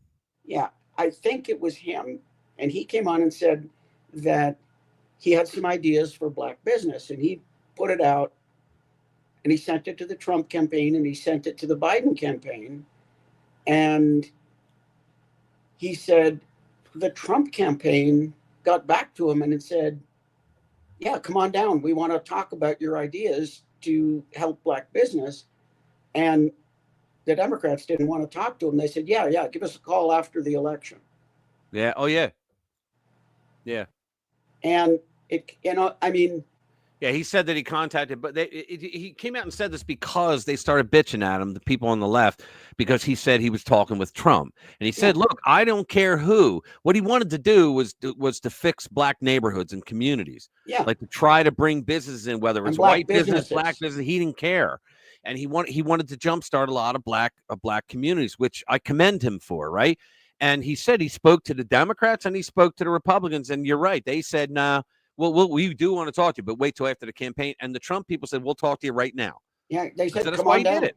They said, come on down. The Democrats were kind of like, yeah, sure. We'll give you a call. Yeah, we'll give you a call. Yeah. Well, recently, too, Bongino brought Chunk Yogurt onto his show, and they had it was kind of an interview, but they kind of debated.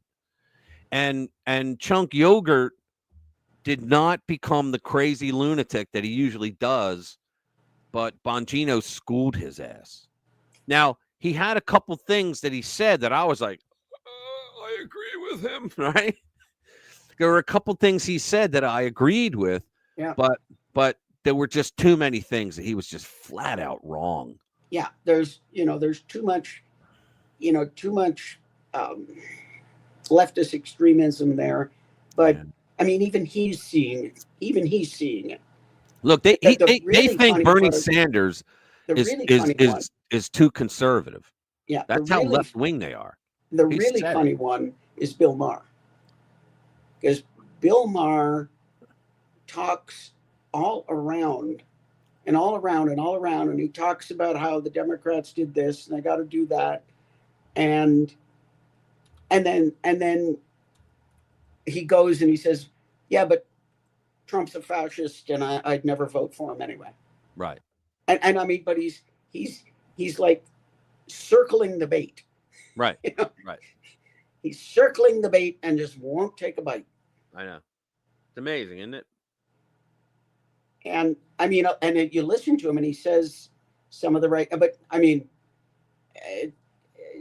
talk about Chunk Uygur, saying whacked out things. Bill Maher will just flat out lie. I don't know. When Bill Maher's right, he was right on the Islamofascism stuff. He absolutely was. And he was right on the woke. Okay. Yeah. When he's right, you think, damn, why can't he be like that with every issue? Because he's so freaking wrong on everything else. But when he's right, you want to listen to him. Yeah. And like I say, he just goes all the way down the path. Yeah. And then just before he gets to solve the maze, he goes on a wrong turn. President-elect Trump can place Chunk in charge of the nation's horse policy and then deport him back to Turkey when he falls asleep. I don't understand. But when I had speaking of Turkey, the funniest thing I ever heard, and I guess it was the moment that he said it, was when Lou here said to me, if Russia attacks Turkey from the rear, would Greece help? It was at the moment, man. We were drinking, and I laughed my ass off for the rest of the night. I just thought it was so funny that he said that because it came out of nowhere. You remember that, Lou? Well, Full MAGA the other day, yeah. you know how to separate the men from the boys in Greece. How? Velvet handled crowbar. Guys, keep your mind out of the gutter. Come on. There you go. Come on. Out of the gutter. Most disgusting traitors. What? Piers Morgan, yeah. Oh, yeah. Yeah, well, Piers Morgan, like sometimes he says things and I'm like, okay, I agree with that, but he is so freaking anti-gun. Yeah. He's you don't need a gun. Well, fuck you. Yeah, we do. Who are Yeah, you we to do. tell me what There's I more need? murders here. Actually, there aren't. Who are you to tell me what I need? Yeah, exactly. Exactly. You know Yeah, what my if answer you're- is? I always say, you know what the only answer when somebody says, well, how many guns do you possibly need? The answer is, it's none of your effing business. That's the answer. Yeah, look, who are you to tell me what I need? Yeah. The same thing when, you don't need those. Yeah, you don't need a you don't need those 30-round magazine. Well, they call it a clip. clip. You don't need 'Cause they those don't know. 30-round clips. And who are you to Yeah. tell me what I need? That's what they call it a clip. Yeah. Yeah. I don't know. I put a clip in my hair when I was Exactly. a kid. Exactly. But yeah. Although interestingly, Pierce has come Exactly. onto the conservative side with some issues. With what? Let me do. Let's see. Oh, this is a good one. Let me do this one first. Here's one. AOC. What would a Friday be like without AOC? Hey, I heard she took her pronouns off her X bio. Yep. AOC banning men from female bathrooms is endangering women. Okay, how did she He get said there? Oh, we're going to find out. Radical Democrat moron, Representative Alexandria Ocasio-Nina Pinta Santa Maria Cortez from New York has issued a bizarre response to efforts in Congress to ban men from using women's private spaces such as bathrooms. According to Ocasio-Cortez, those seeking to ban men from female bathrooms are endangering women. I got to hear this. I didn't read this, guys. AOC issued a head-scratching take in response to the push that Representative Nancy Mace and House Speaker Mike Johnson to prohibit men claiming to be transgender. That's because one of them got elected from using women's facilities. And what's funny is every member of Congress has their own bathroom in their office, so they don't need to go into somebody else's. It's disgusting, AOC told reporters. And that's what's disgusting, right? According to her, they're doing this so Nancy Mace can make a buck and send a text and fundraise off an email. That's kind of stupid. They're not doing this to protect people. OMG, they're endangering women, she added. They're endangering girls of all kinds. Let me tell you something. AOC was the bullshit artist that went out and literally tweeted that Ted Cruz wanted to kill her on January 6th, and she wasn't even in the frickin' building. She was in a different building, and everybody should reject it. It's gross. Let's hear it. It's disgusting, and everybody, no matter how you feel on this issue, should reject it completely. What are they doing? They're doing this so that Nancy Mace can make a buck and send a text and fundraise off an email. They're not doing this to protect people. They're endangering women. They're endangering girls of all kinds, and everybody should reject it. It's gross. You know, Ocasio-Cortez remarks came after Johnson signaled support for Mace's measure to ban men from female-only spaces. Mace's measure would remember Mace was raped.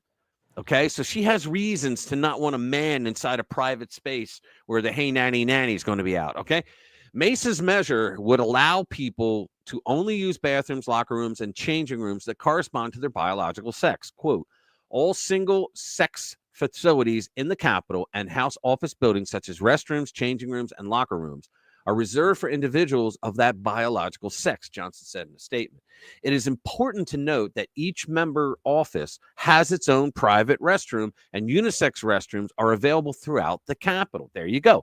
Women deserve women's only spaces. Mace's move to enforce the ban comes as the House of Representatives prepares for the first transgender member to be sworn into office in January. And what party do you think they're from?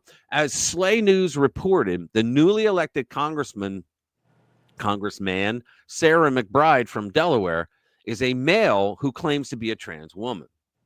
Under current policies, McBride would be able to use the private protected spaces reserved for women, such as bathrooms. The bill introduced by Mace notes, quote, allowing biological males into single-sex facilities such as restrooms, locker rooms, and changing rooms designed for women jeopardizes the safety and dignity of members, officers, and employees of the House who are female. Now, you got to think, what is, Jade, answer this. What is the purpose of AOC coming out like that and saying that Mace's bill is endangering women? I don't think they say, she doesn't explain it. Well, I can tell you. Please. No, I can tell you. Please. Because they fully support gender identity. So I understand that, but no, what she's referring to, I guarantee you, what she's referring to is that this, and you know, there's an entire spectrum. In my clinical practice, I have seen everything from, you know, somebody who has a beard and, right, you know, decides they want to wear a dress, to, I remember one guy that came in, transitioned to a woman, and actually looked pretty cute. And I said something, we said something about testosterone, and she said, you know, I don't think I really had much to start with. I mean, she was basically an average woman's height, average woman's build. So as a guy, and Jimmy, actually, that's right. This is what I'm getting to. They believe that trans women are real women. What AOC is getting at. But AJ won't sleep with them. But go ahead. What AOC is getting at is some guy decides they want to put on a dress, and now that's a woman. So if you make that person go into a male bathroom, you're endangering women. Now, I would say to that a couple of things. You know, the first one is the question of the actual identity of the individual wearing the dress, and the bigger question is, you are trying to move the entire earth for a segment of population that represents well under 0.5%. Right. So it's less than 1%. The last count. 0.5. I said, I didn't say I'm 5. sorry. I thought you said less than 5. I didn't hear the point. Less than okay, you're 0.5%. Yeah, you're right. You're right. It's under that. Absolutely. It's hard to get a good number on it. And the media, my brother pointed this out. My brother Jimmy from Philly is in the house, guys. He pointed out that it was the media that made that whole thing into a thing. Yeah. It would have died out. It would have faded out, but the media made it like it was something real. Yeah. So here's the thing. Tens of thousands of years ago, and actually not all that long ago, you know, we just walked around and we were who we were, and you know, nobody was wearing clothes, and that was fine. And then, you know, we had some social advancement, and you get through things like the Victorian period, and maybe eventually we will have a socially evolved to the point where it doesn't matter, where we are intellectual enough, but we are not there. We are far from there. We are human beings, and the fact is they're trying to confuse the issue. And even if AOC is right, and I said even if, I know. Even if, you're okay. The fact is she's endangering a big population for a very tiny fraction. So, yeah, that's what she's getting at. No. Hey, Dawn, good to see you. And here's the thing. These are biological men. Right. We're not talking about female to male transition right now, but these are biological men.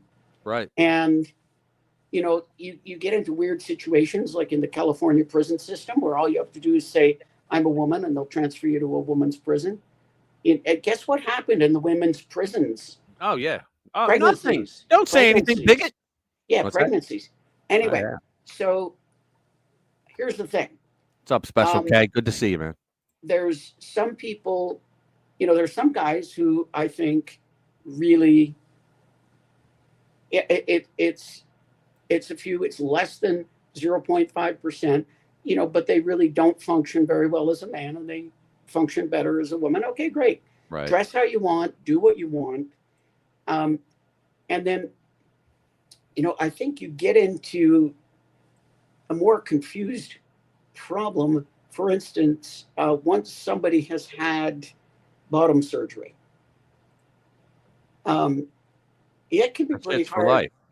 Well, yeah, I'm not saying the kids. Leave the damn kids out of it, okay? Yeah. Leave the damn kids out of it. But you're an adult. You want to do that. Great. You have bottom surgery. You know, I think that confuses the issue a little more, because here's the thing. This is still a biological man, but nobody's going to notice it. Right. Because, you know, they don't got junk sticking out. I'm going to read, we're going to change tactics here because this is going to be fun, because I love when the liberals are in pain. Here we go. Washington Post to remove senior politics editor in wake of Trump victory. So what do we have? MSNBC is being dropped by Comcast, right? They're trying to sell them. We have CNN that's cleaning house. The LA of the top talent. I use that word loosely. We have the LA Times owner just fired the entire editorial staff, and he wants to bring in people that are either middle of the road or conservative. That's what he wants to do. So this is awesome. Quote, I'll leave it to others to explain why. The Washington Post will soon remove its senior politics editor as the fallout from President-elect Donald Trump's decisive electoral victory continues to wreak havoc at liberal media outlets across the country. You can't be happier. Okay.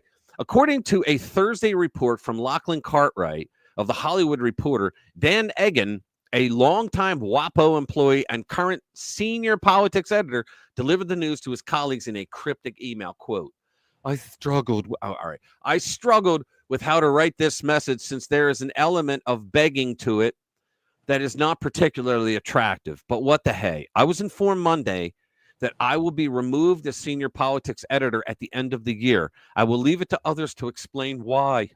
What do you mean? It's like they never do wrong. The news certainly comes as a shock, considering Egan's lengthy career at the outlet. Egan first joined the paper more than 25 years ago and was promoted to senior politics editor in 2022. Maybe that's why they're bleeding money. Because the WAPO is supposed to be, it's like the old gray lady of Washington, D.C., right? It's like the New York Times of D.C. That's the paper of record. Egan professed to be crushed by the decision to remove him, Cartwright added. Whether Egan will remain at the outlet following his apparent demotion remains unclear. I wouldn't stay. In response to a request, just get your resume up, for a comment, a spokesperson told the New York Post that the Washington Post does not comment on personnel decisions unless it's a conservative. The move comes just weeks after the WAPO refused to endorse Vice President Kamala Harris. It's like, okay,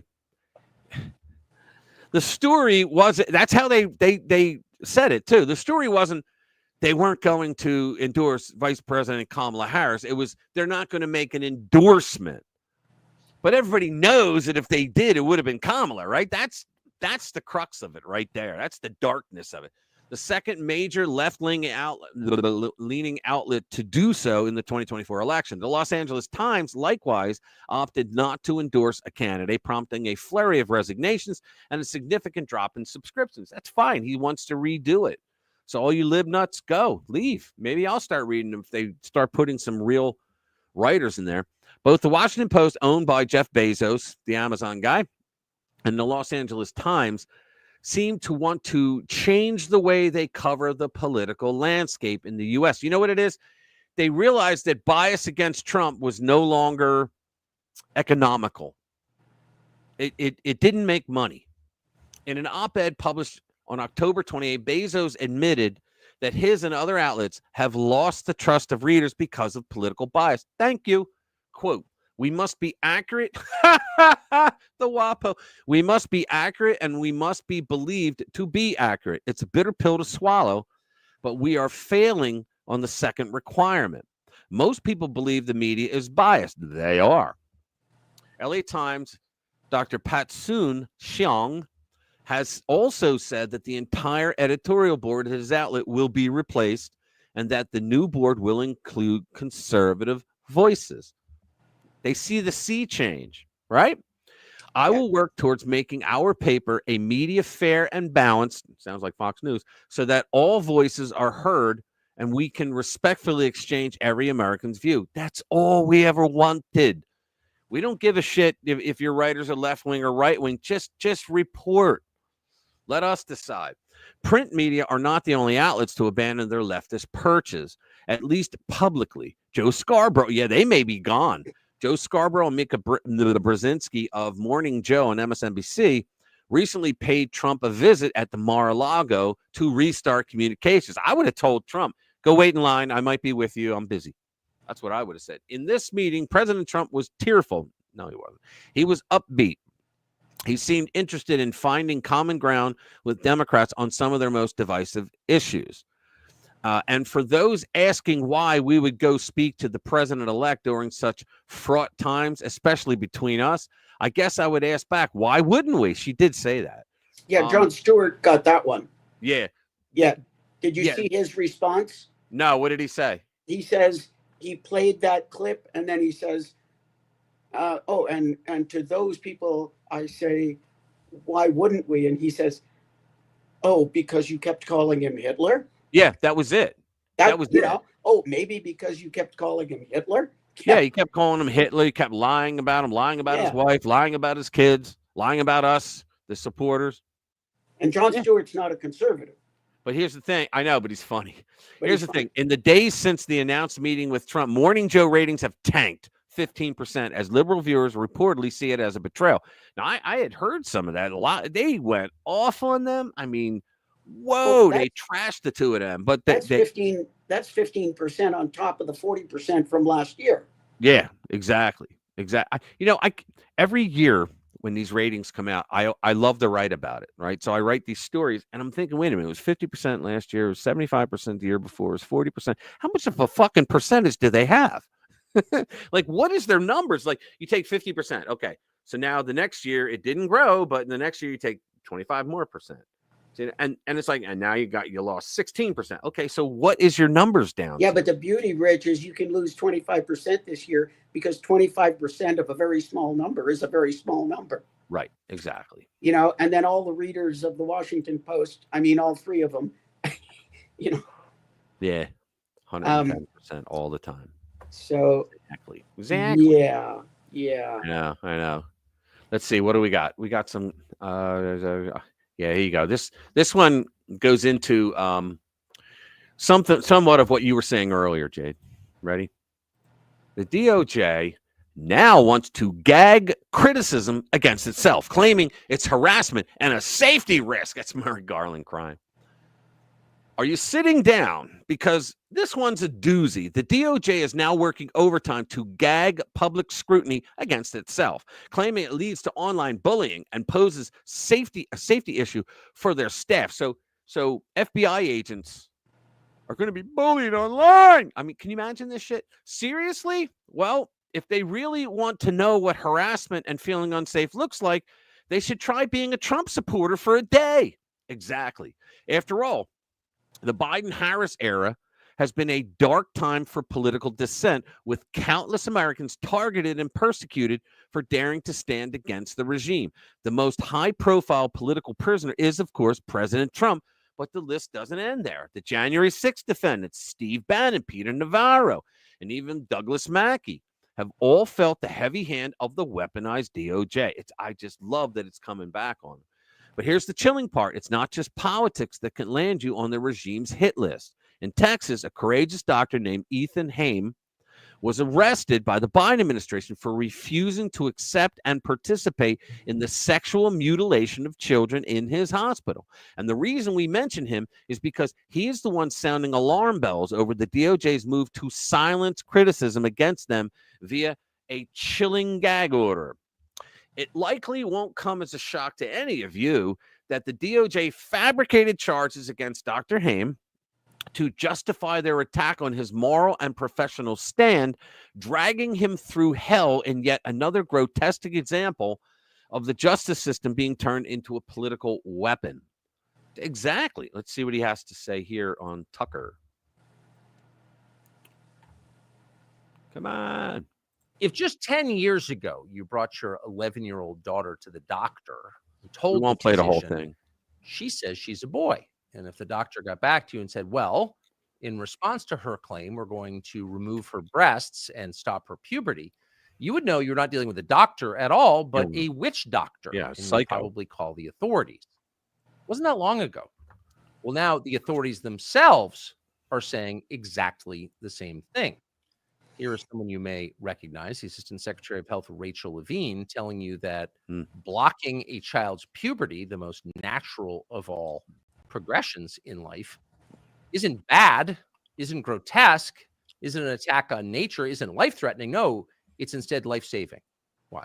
It's unbelievable. Gender-affirming care is life-saving, medically necessary, age-appropriate, and a critical tool for healthcare providers. As a pediatrician, when it comes to making sure kids are healthy and happy, I know how important care that affirms someone's true identity can be. Yeah. Notice that's our top doctor standing in front of a DNC backdrop, if you'd like to know how politicized medicine has become. Yeah. Thoroughly, totally, completely, and gravely. But no matter how much they tell you that it's totally normal to change your sex, even though it's biologically impossible, most people don't buy it. And most people are outraged, horrified by the idea that kids, prepubescent kids, are getting these so-called treatments. But they are.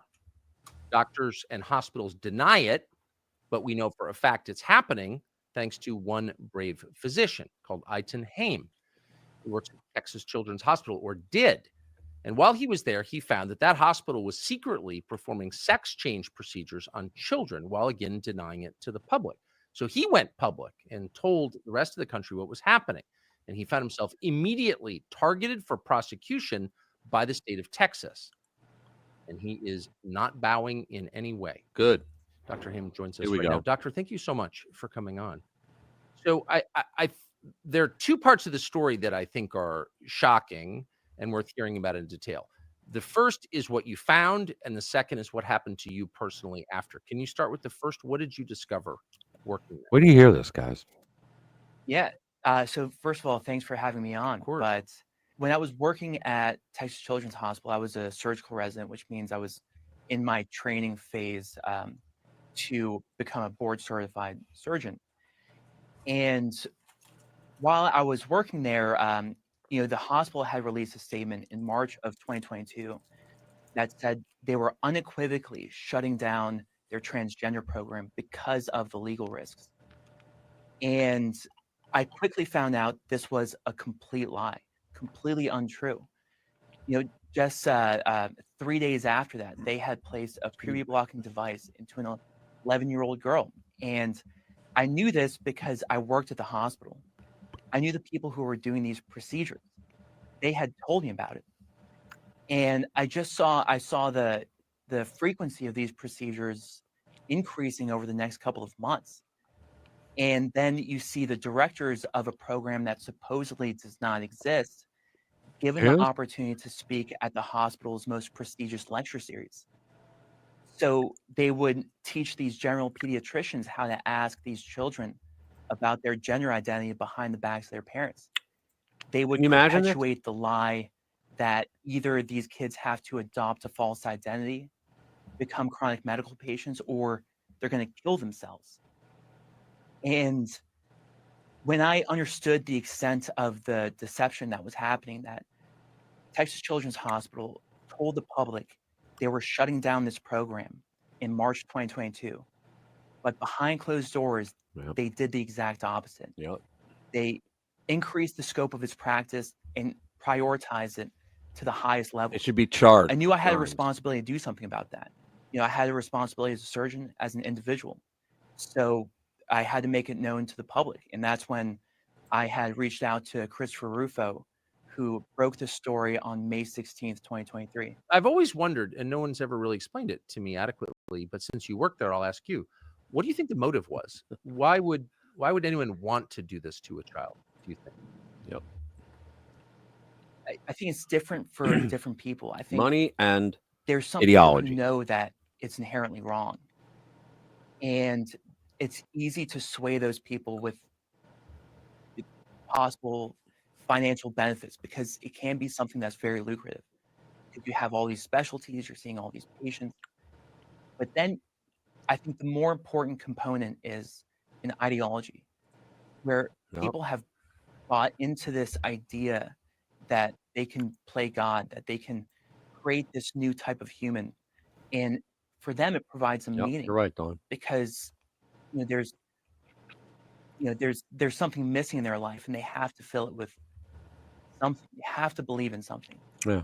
Because for me, I just don't think that a person could do that to a child without really, really believing in it. Yes. And that's the most awful thing because these kids are going to grow up and one day they're going to look back and say, the people who were supposed to love me and protect me were the ones who had Exactly put me in the most risk, which is the people that children are supposed to feel safe around. Doctors, nurse, all that. Predators. Just absolute it's predators. it's insane. It's insane. If you become an adult, you can do what you want with your body. I've said this before. Dress how you want, call yourself whatever you want. Yeah. Do what you want, sleep with who you want. Do what you want with your body. You want to get hormones and look like the opposite sex. What's really funny is if you even listen to some of the trans material, it's really funny because of course there's no consistency in the left-wing nut jobs thought processes. And if you listen to the trans material, they want to go from one gender to the opposite gender. And I'm going, okay, so let me get this straight. You're going from one gender to the other gender. Okay. So you agree there are two genders. Well, no. There's 87 different genders. Well, they think they're gods. They think that they are God. That's why they hate. I don't know if you remember this, but like a year and a half ago, they were attacking Christians left and right. Remember the girl that went to the Christian school and she was a trans boy and she shot up, everybody? Well, it's because they believe, they hate Christians because Christians believe that God has the authority over, he has the dominion over humanity. He decides boy or girl. He decides gender. That's what Christians believe.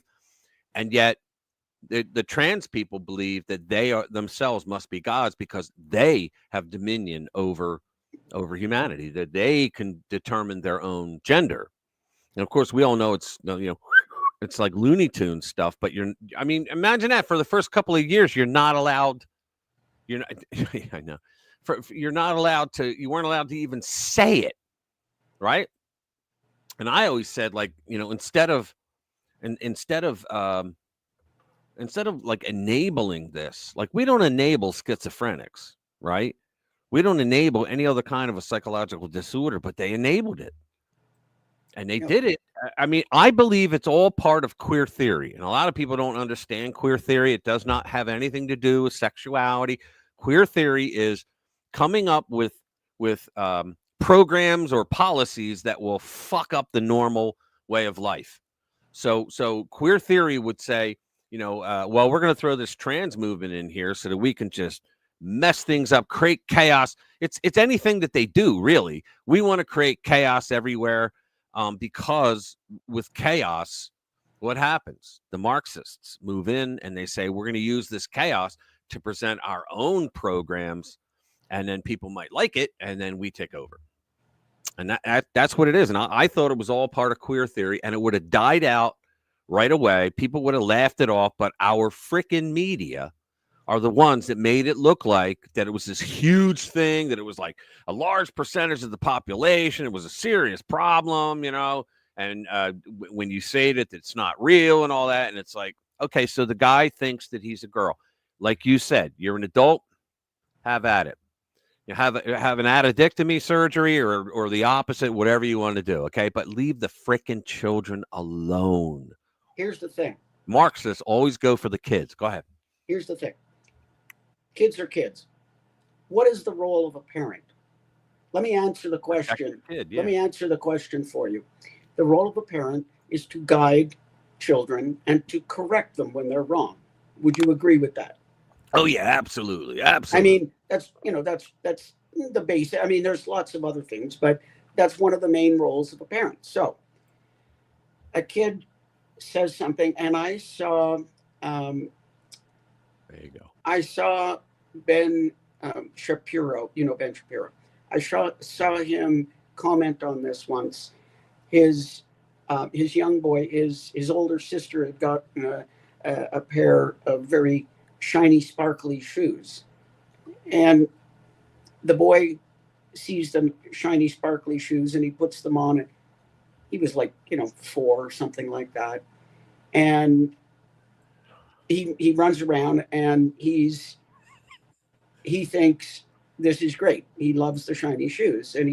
And here's where it differs, because of course, a lot of the libnuts would have almost said, oh, he must be trans, and now they're going to dress him in dresses. Ben Shapiro goes to the boy and he says, okay, son, these are for girls. Come on with me. Take some shopping, buys him a pair of cowboy boots, okay? He says his son loved the cowboy boots. He wore them every day. He wanted to frickin' sleep in them. Right. You got to work with your kids. Right. You got to work with your kids. But you know what happened? You know what happened, Dr. J? Got to remind everybody she's a doctor. She knows what she's talking about. Retired doctor. I know. As of today, well, yesterday. As of today. Oh, and November 22nd shall herein and forth and all in the future be known as Kiss My Ass Day. There you go. So now I can ask you for medical advice, and you're allowed to tell me without the fear of being sued. Yeah, I'm still licensed. Oh, really? Well, yeah. Then tell me on the slide. I still tell me when the camera's off. Then. Yeah, I've got to turn the camera off. I still have to offer my disclaimer, but really, wow. Yeah, Bobbity said something, and I think you had it up there. My answer to Bobbity is, my good friend, if you have pterosaur wings bonded onto your body, then if you fly, I will call you a pterosaur. Yeah. Just like, honestly, some of these guys that are testosterone deficient, essentially, they're small. They're actually, I've seen some of them that make themselves up and actually look pretty good. Yeah. And, if they go through the thing, they look like a woman, they act like a woman, maybe they've had bottom surgery. They're not women. They are trans women. You can truncate that and call them woman. And if they behave and they're not showing off a dick in the bathroom, then maybe, we have something to talk about. But these guys that throw a dress on, and thank you, Special K, and everybody else who said, that's why I had the champagne earlier. Yeah. But it goes. Chris, you want to come in? You can come in. If you got to go, man, have a good one. We'll see you. But it goes so much deeper than that, because people use it to advantage, like the people who want to get out of men's prisons. Yeah. Or the people who did really shitty in their sport with the men, and they want to be a superstar. Yeah, like that swimmer out of PA. Forget her name. His name, whatever you want to call her. And because something like, here's the thing. In terms of sports, anybody who's gone through puberty as a male has an advantage. period. So you can do what you want, but you're going to have, bigger hands, bone, muscle is more developed. So you always want to buy more drums, Special K. Yeah. Leah Thomas was the name of the swimmer. Thank you. Yeah. So bigger hands, bigger bones, taller. Did you see her on the podium? She's a head above the other girls. Right. But I don't know the medical history. I don't know what she's got left downstairs. But anybody who's gone through puberty as a male is not gendered. Yeah. Climate change or Donald Trump. That's why. Yeah. Well, everything blame on Donald Trump. But anyway, that's my humble opinion. Anybody who's gone through puberty as a male has an advantage. And, you can dissect this down, because then you get somebody like Brittany Griner, who's like 6'9" or something, a biological woman, now that would not be fair in a woman's wrestling match, but right. She's a woman. Right. So, I'm going to do this next story. I've heard some people say that what you could do is have weight classes like boxing. If you're so tall, I say create a trans league. There's the other thing. It's like, and how much you want to bet they would bitch because the trans men should not play against the trans women, because that wouldn't be fair. Let me do this next story, guys. Do me a favor, hit the like button if you haven't already. It helps with the algorithm. Appreciate it. I want to do this story because I love hearing the woe is me stories from the media. Last thing about the transgender, it occurs to me. I don't know if you remember back in the day, it used to be a heck of a joke when you talk about the East German women's wrestling team. I remember 5 o'clock shadows. It wasn't a joke though, because they all murdered themselves. They all committed suicide. Because when you mess with your hormones, well, there's so much that can go on.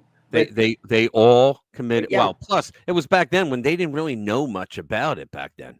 No, but they knew if you injected people with testosterone, they got bigger and stronger. Right. Well, the thing is, I remember that, and my father read a story one day, and he gave me the paper to read it afterwards, and they all committed suicide over a number of years. That I didn't know.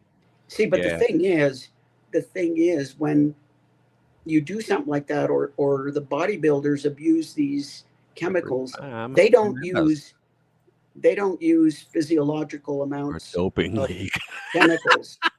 Or a doping league. That's awesome. Yeah. When they do that, they don't use physiological amounts of these hormones.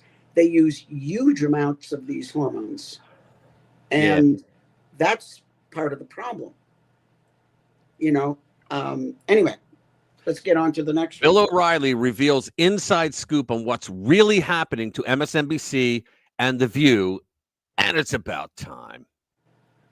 There's a lot up in the air right now about what will unfold after the biggest and most historic election of our lifetime. I just love that Donald Trump is causing actually, we caused all of that. I just love it.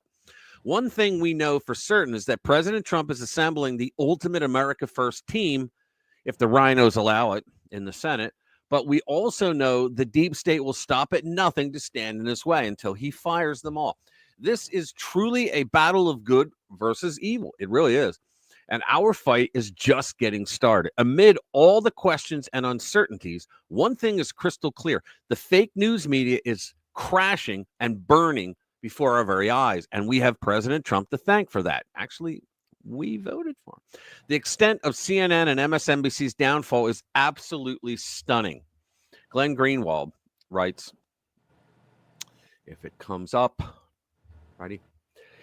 Lots of articles on MSNBC on how MSNBC's audience has completely collapsed, disappeared once Kamala lost, and they got disillusioned. But the full extent is shocking. Their primetime shows can't even get 75,000 people watching in the key demo. Holy crap! Let's see look at this.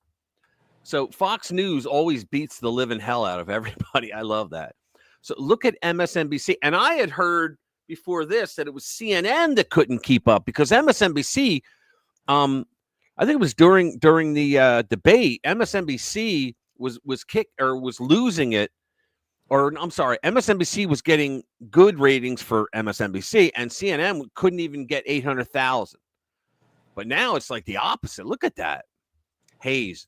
I think that guy Hayes is one of the biggest posers I've ever seen. And Waters is just, look at this. Waters gets a 568, and Hayes has a 77. Anderson Cooper, 85. How do you compete? And they would look at this and go, well, you know what? That's just unfair. You know, I mean, holy shit. Do you know that like a large number of Fox News viewers are Democrats? Admittedly, in surveys they've taken, they watch Fox over their own ideologies networks because they feel that they get better news from Fox. That's just. Who's that woman over at CNN? She was on she's totally insufferable. She was on an interview. Caitlin Collins? Yes, Caitlin Collins. She's a piece of shit. She was on an interview saying, oh, yeah, no, we're right in the middle. We're fair and balanced. We give time. Yeah, she's a real piece of shit. I've never liked her. In fact, they say that she's probably one of the worst broadcasters ever. And what was it? Oh, if I can only remember. She was in charge. She was saying we give time, to conservatives and to and it's like, and if you've ever heard her talk to a conservative versus a liberal, I mean,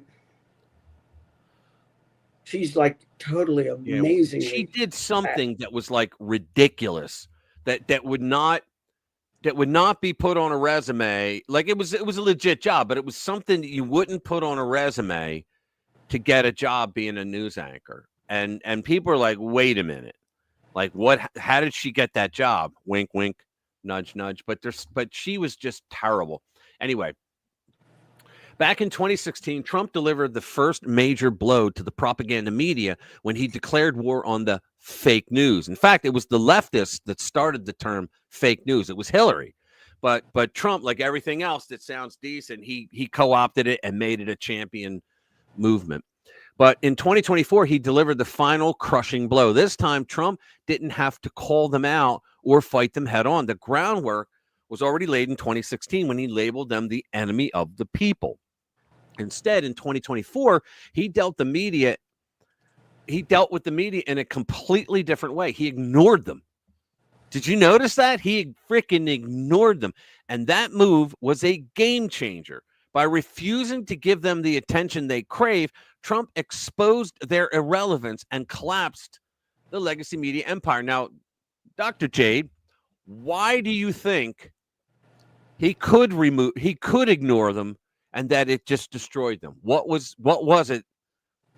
What do you think? Okay, I'm not sure I understand what you're asking. My question is, I just read that Trump, because in 2016, everybody bitched saying that, well, he got so much free airtime because all the fake news media tried to cover him. But this time, he completely ignored them. And when he ignored them, it was a game changer because it says, by refusing to give them the attention they crave, Trump exposed their irrelevance and collapsed the legacy media. The answer is social media. Oh, okay. Yeah, I see where you're going. You can go, like, think about this. He took Twitter. Elon took Twitter and turned it into X. But what did he really do? He made it a platform for independent journalists. Okay, like look, Tucker, the other one, Kelly, Megyn Kelly. They have their shows on there. Don Lemon tried it, but it's not working out so well for him. But they have their shows on X now. And you have all Laura Loomer, you have Matt Taibbi, you got all the other ones. Barry Weissman, I think her name is. I forget her last name, but you have all these independent journalists that are going on those platforms.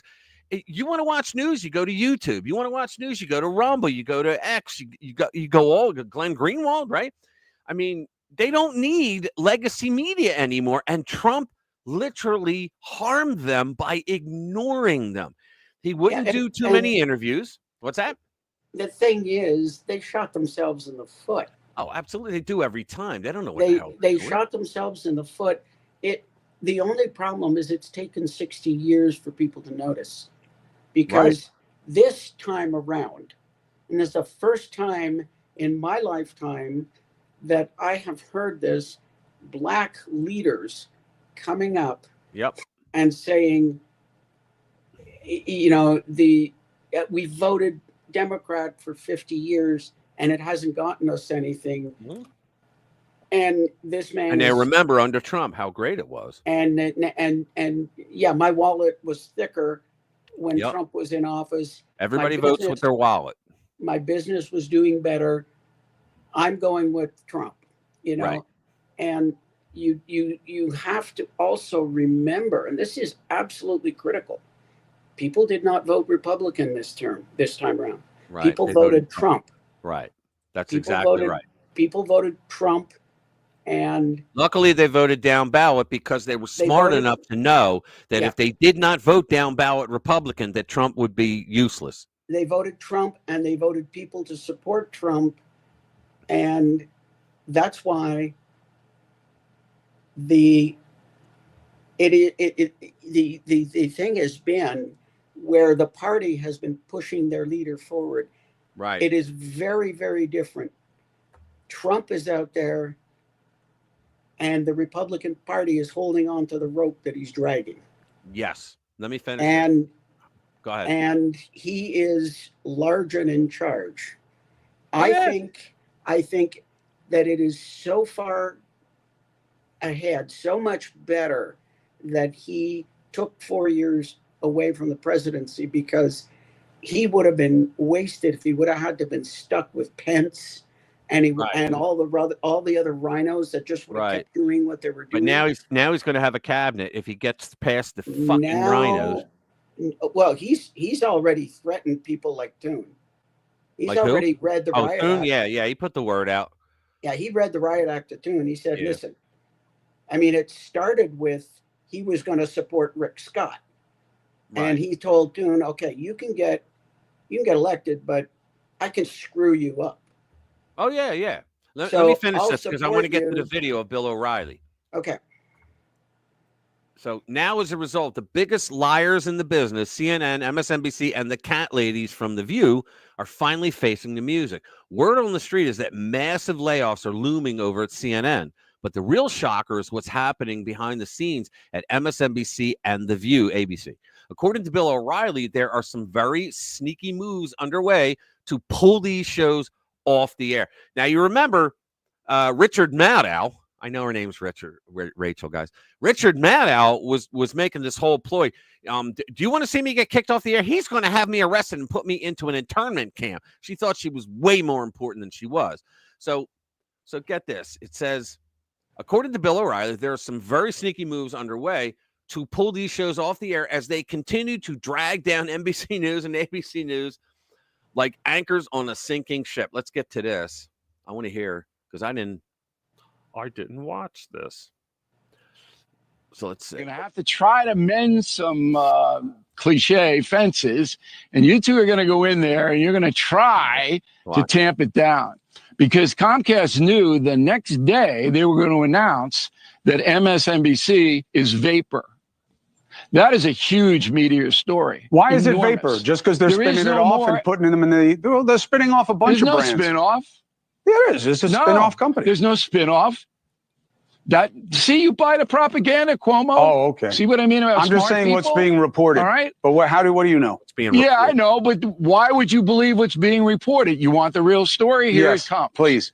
So they're uncoupling their word, Comcast, MSNBC from NBC News. That means MSNBC has no resources at all. None. They're not going to be able to pay these people millions of dollars, Rachel Maddow, whatever she's making. They already NBC News is saying, we don't cut her salary by $5 million. Want you around. Why? Because NBC News's numbers, Lester Holt and the Today Show, are catastrophe, because half the country equates NBC News with MSNBC, and they won't watch. So NBC is desperately trying to save the mothership of information, and they have to throw MSNBC overboard. They're not putting anything into MSNBC. They want to sell it. So where's Georgie Soros now? Georgie's buying radio stations. You can get MSNBC for nothing. They'll give it to you. They don't want any more of this. Why? Because it's hateful. Not because it's so far left. The whole NBC Comcast hierarchy is far left. But it's hateful. Yeah. They hate Trump. They hate people who vote for Trump. Everybody knows that. And you know what's next? The View. ABC News is going to have to cut ties with The View. And you saw that today or yesterday when Sonny Hassan had to read a legal statement in the middle of a segment. Twice that she had. The lawyers get Whoopi Goldberg's ear and it said, we're bringing a statement in on a teleprompter. She reads it. Yeah.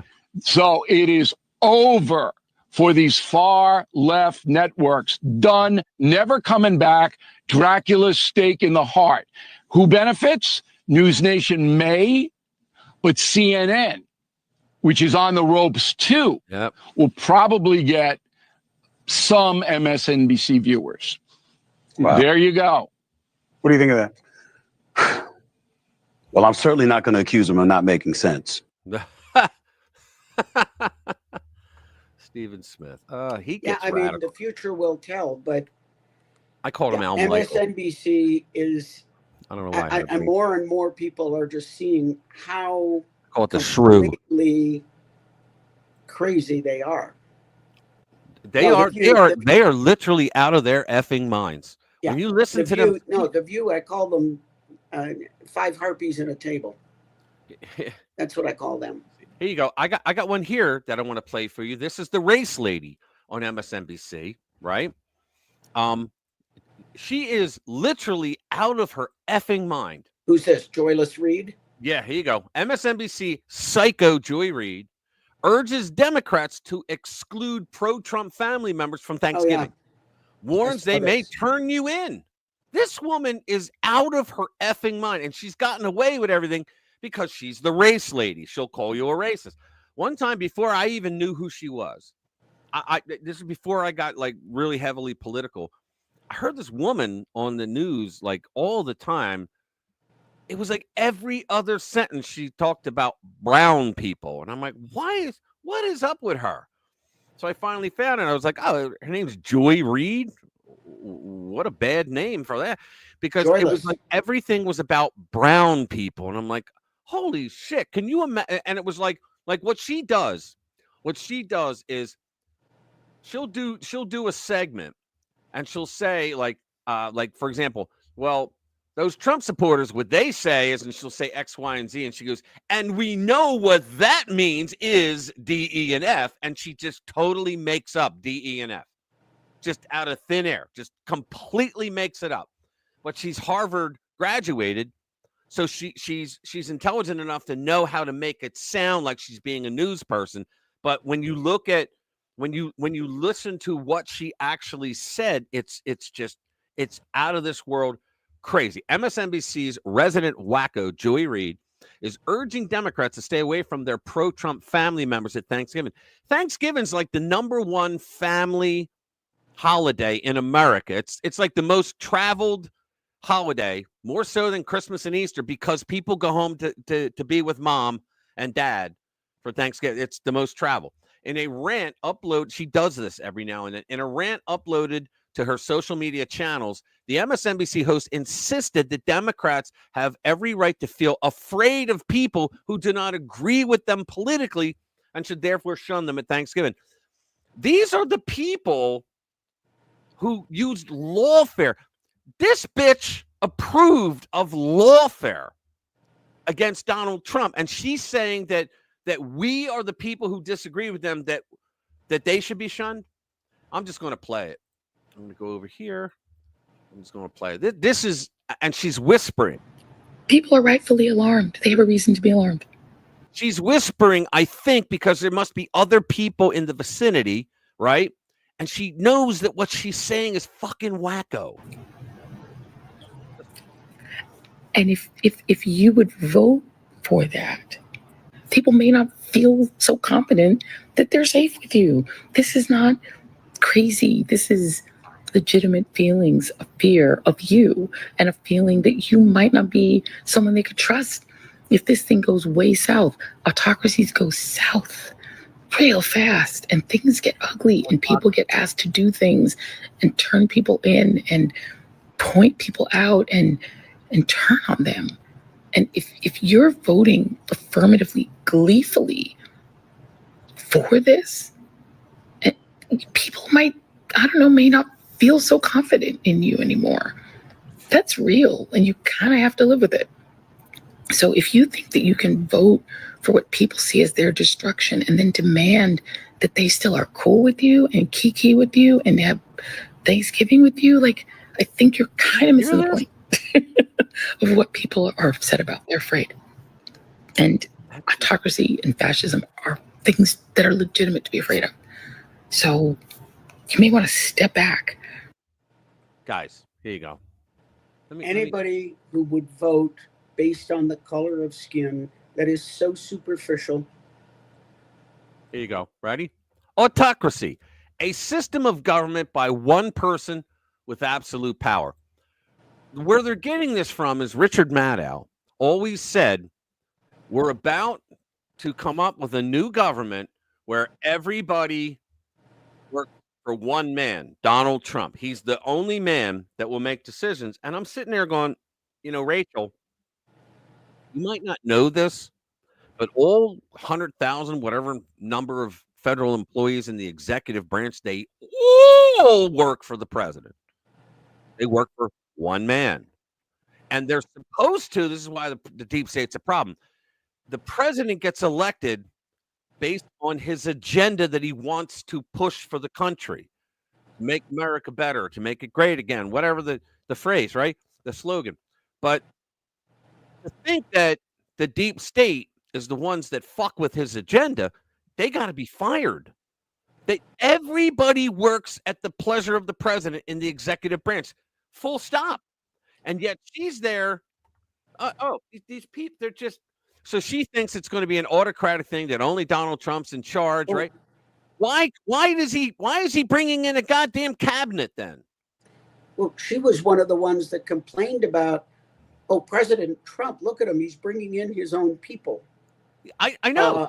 So why is so then? Well, see, that's part of their that's part of their psychosis. They think that, well, he's bringing in people that totally agree with him, therefore it's all going to be about him. Well, didn't Joe Biden bring in everybody that he agreed with him?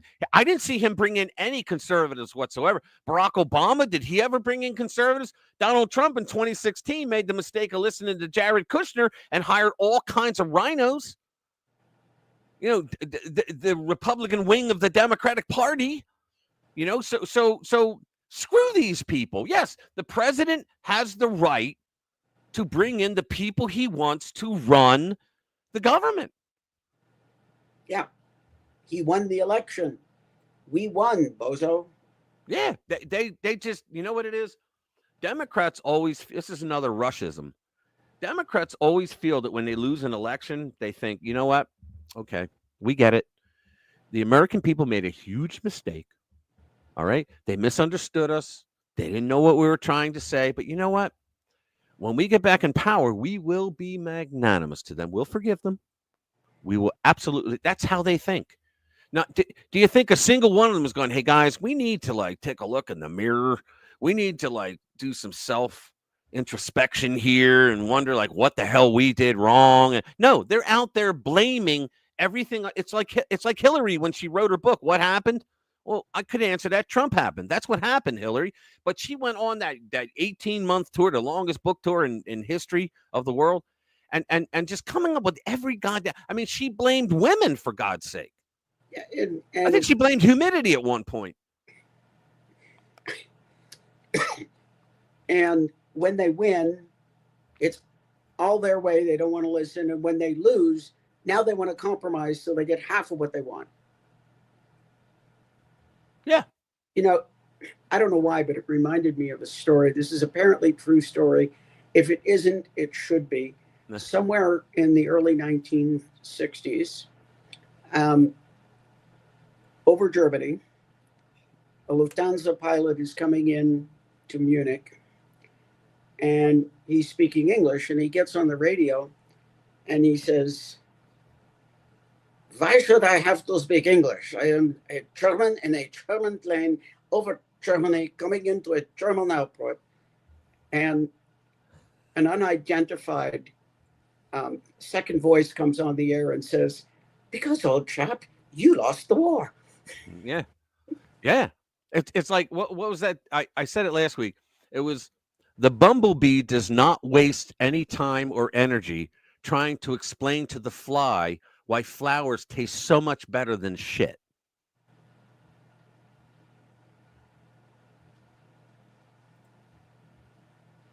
They need to take a look.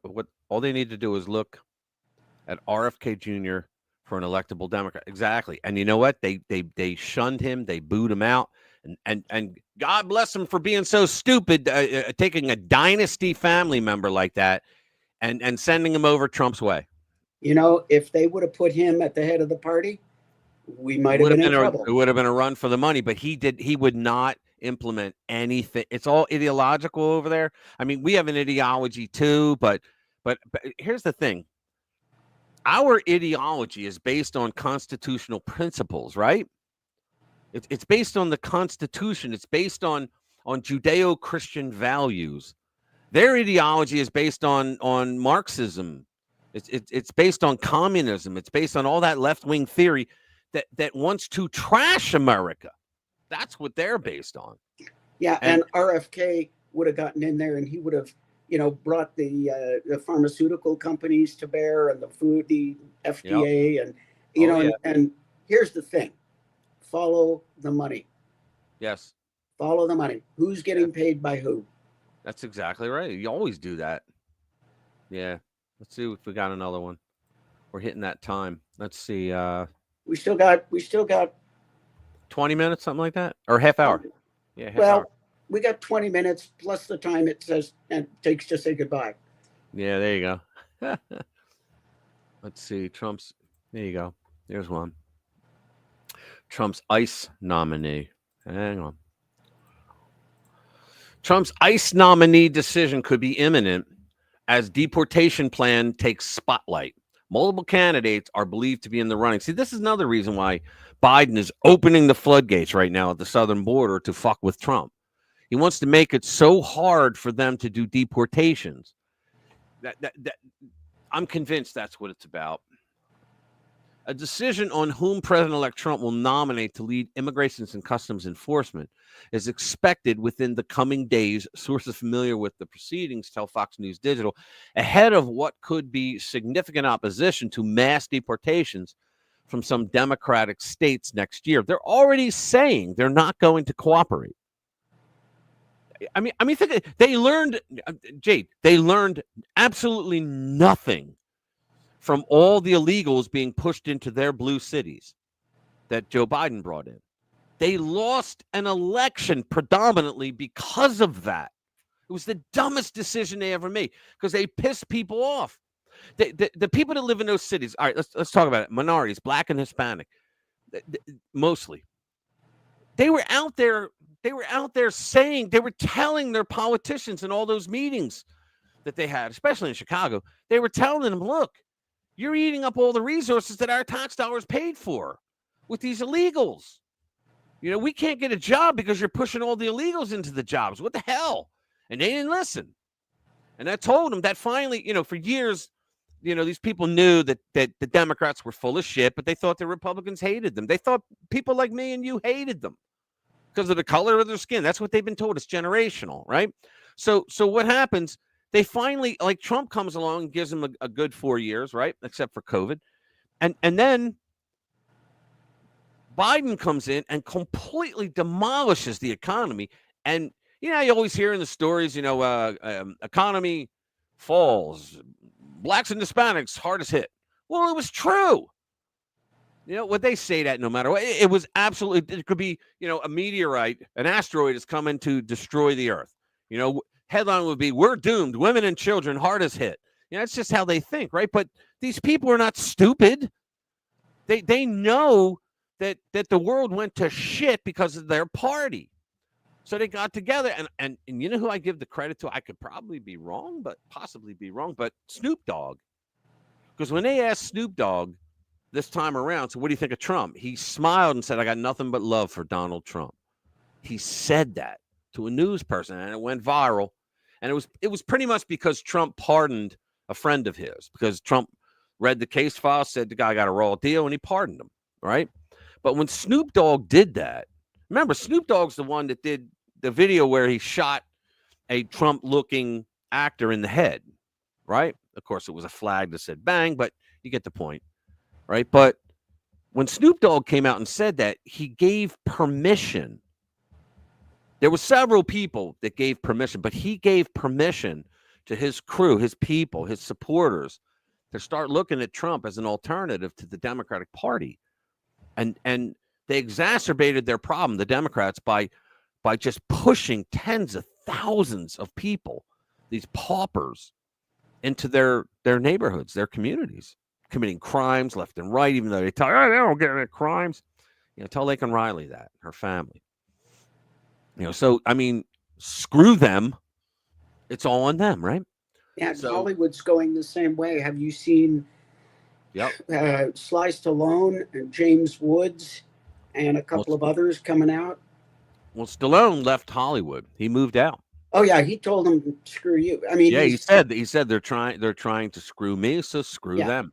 Now, I don't know, maybe he'll never work again in movies. I don't think he needs it. But he also doesn't need it. He has his own money, enough of his own money, he could create his own movie thing. Oh, if he wanted to, he could create his own production studio. His own studio. I say all the conservatives should get together, pool their money, and do it. He's got the experience. He produced and directed the Rocky series. Right. He took less money for it, too. Do you know that? Yeah, they told him, they said, we wanted to get somebody else to direct it. And he said, no, it has to be me. Yeah. And they offered him more money to get someone else. He said, no. He said, it has to be me. And he was smart in doing that. He wanted that, but that is also, that is the role that put him over the top. Yeah, it was his story. Yeah. Yeah. And you do know he was down and out at one point. Oh, I know. Yeah, he was sleeping in train stations. He was in a porn film, for goodness sake. It was called The Italian Stallion. He did porn for a very little while just to make some bucks. Some money, yeah. All right, it says discussions have been held at Mar-a-Lago this week, and a decision could be made as early as Friday. Whoever is nominated will require Senate confirmation. Now, I'm glad he made the borders are Tom Homan, because that guy isn't messing around. So I don't know who he's going to get for the ICE commander, but all right, who is in the running is unclear. One source said on Thursday that there are still multiple candidates being discussed and that the Trump team has yet to whittle the list down. I think it has to be someone involved with law enforcement because of the nature of that job. Sources had previously suggested that John Fabricatore, hey, did I get that right? A former ICE field officer, and Todd Lyons, currently leading the agency's enforcement and removal operations unit in Boston, were among the top contenders. The transition team is understood to be looking for someone with a deep law enforcement background to lead to lead the agency. See, the Democrats and the rhinos are all like, well, that guy that he picked, he's not going to do what we want him to do, so fuck him. I mean, this is how they're thinking. So in other words, see, and I always go back to, it's because they don't believe that Donald Trump is a legitimate president. They never did. The dumbasses were convinced through Hillary's lies in 2016 that the Russians put him in, right? And now they're just like, nah, he's not legitimate. He's a felon. I saw somebody on a left-wing news say, well, he didn't get the popular vote. And even his own people around. Well, I saw one where they said he only got 1.7% of victory in the popular vote, and they showed all the other presidents that won the popular vote. And I'm like, are you people insane? He won the popular vote. It doesn't matter by what percentage. He won. Yeah. He had at least one more than Kamala. He won.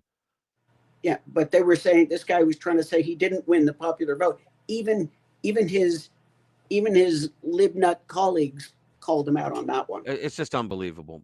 It is. And he was saying, no, that's a lie. He didn't win the dude. I know. Wow. But Wow.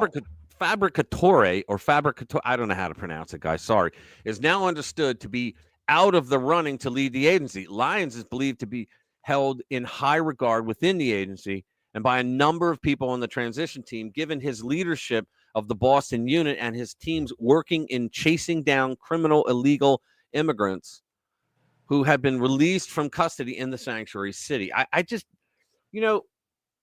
why would anybody in a blue city vote for a politician to represent them in that city who is releasing criminal illegal aliens back into your community? Why? Whoever leaves the agency will be in the media and political spotlight in the next year as they spearhead what President-elect Trump has promised will be a historic mass deportation operation. Trump has appointed former ICE Director Thomas Homan as border czar, and he is expected to take a leadership role in the efforts to secure the border and launch the mass deportation operation. He has also announced that South Dakota Governor Kristi Noem will be his nominee to lead the Department of Homeland Security. I would love to see them try to screw with her. Yeah. I mean, let them try to take down a female Republican governor who's going to run that department. Let them try. Yeah. And I wonder who they're going to put in as the director of the ATF. I don't know. Well, interesting. Julian Nair? Well, hey, listen. That's what I said. I saw Did something. Do you know that guy's awesome. Brandon Herrera. Do you know Brandon Herrera? Yeah. Yeah. He ran up against Ruben Gallegos, and I believe it was the seat 23 in Texas. It's the one where all the action on the border happens. Right. And this guy it's his first foray into politics. He's got quite the following on YouTube. He calls himself the AK guy. Oh, he builds rifles. Fabricator. Thank you. He got into politics. He was going to take Ruben Gallegos' seat. Ruben Gallegos outspent him by about 20-1. Gallegos won, but it really caused a lot of people to lose their mind and sweat a lot because he took it to a runoff. He took it to a runoff, and then he lost only by a couple of points. So the interesting thing is RFK apparently has on his website where you can suggest, but people can suggest for certain positions. Yeah. Brandon Herrera is supposedly at the top of the list for ATF director. Oh, wow. And, all right. And he would be absolutely great, but he has no political experience. Colion Noir. Anybody who doesn't know him. Oh, I love him. If you like intellectual firearm discussions, yep. Colion Noir, he is a lawyer. He's got legal experience. Oh, yeah.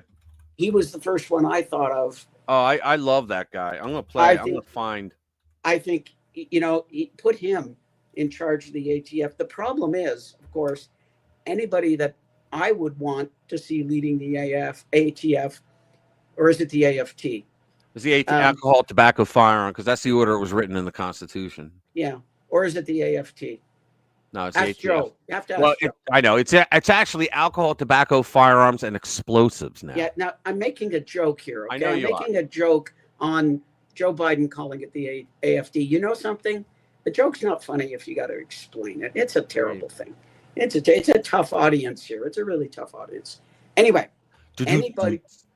What's that? I said, do. Yeah, there you go. Anybody that I would want to see at the head of the ATF, their main goal would be to put themselves out of a job. There you go. I want to find one because he does some that are like, hold on. Yeah, here it is. Here's one. I'm going to play this. This guy is just fantastic. Hang on, folks. All right. It's called What the Media isn't telling you about the Georgia high school mass shooting. Now, I'm going to tell you the side of the Appalachia High School shooting that the media won't tell you. It was just another typical day at Appalachia High School. Students in their classrooms, teachers going over algebra problems, and the usual school vibe. But then everything changed. A student who had quietly left his second period class returned armed with a rifle.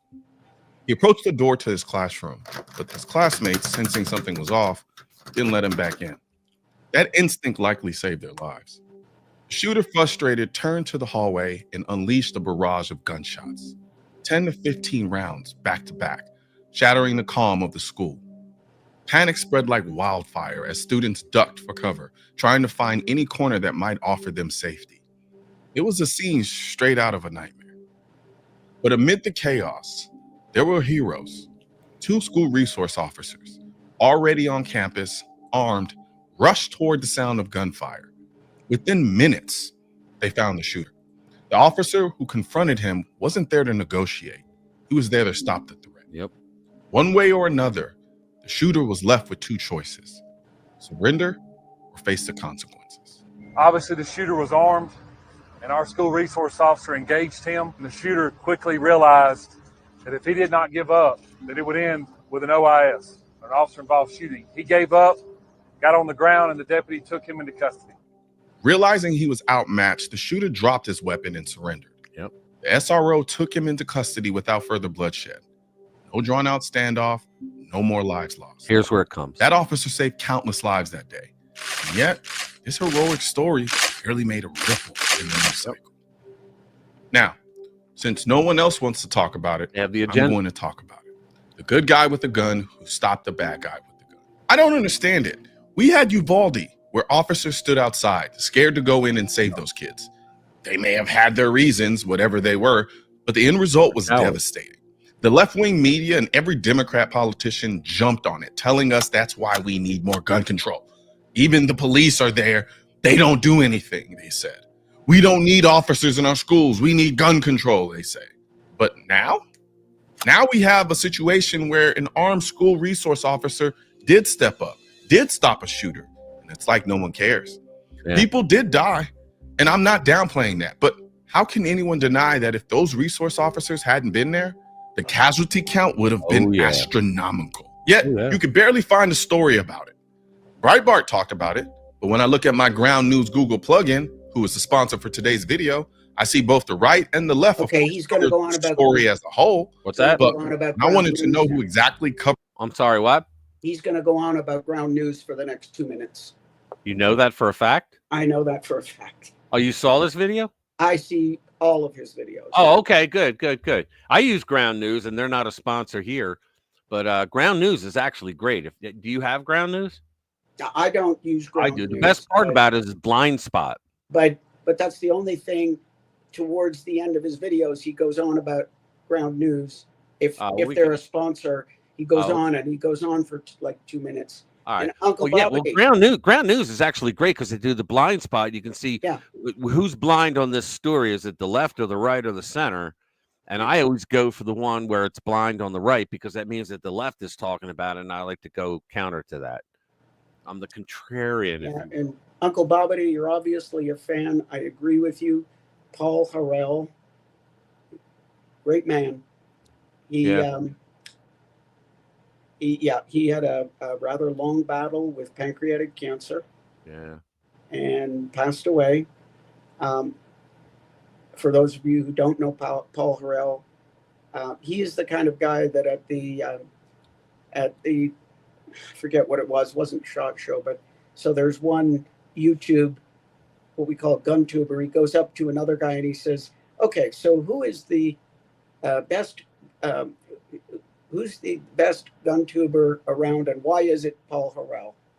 He was loved by everybody. He was a great man, very smart guy, and I agree. Books too, didn't he? What's that? He wrote books. He did a lot of things. Yeah. And I agree. If he was still around, I would put him up there, and I'll tell you, he would do a fantastic job.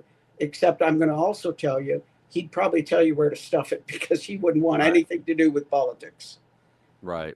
But yeah, R.I.P. Paul Harrell. Yeah, that's a shame. All right, let's go to another one. Brian Williams, the old, and there I was. Brian Williams, who was never anywhere where he said he'd be. All right, here we go. Brian Williams says Democratic Party insulted the working class in scathing criticism. He finally figured it out. The disgraced former anchor said Democrats need to complete change of leadership. He excoriated the Democratic Party in a scathing assessment he made on a late-night talk show Thursday. Let's see if they got a video. No, they don't do videos here. The former NBC News anchor made the comments while appearing on Late Night with Seth Meyers, another unfunny show, where he called for a complete change in leadership for the Democrats. Quote, I think it's tough. I think it's tough love time for the Democratic Party. It needs to be stripped down and rebuilt. You think?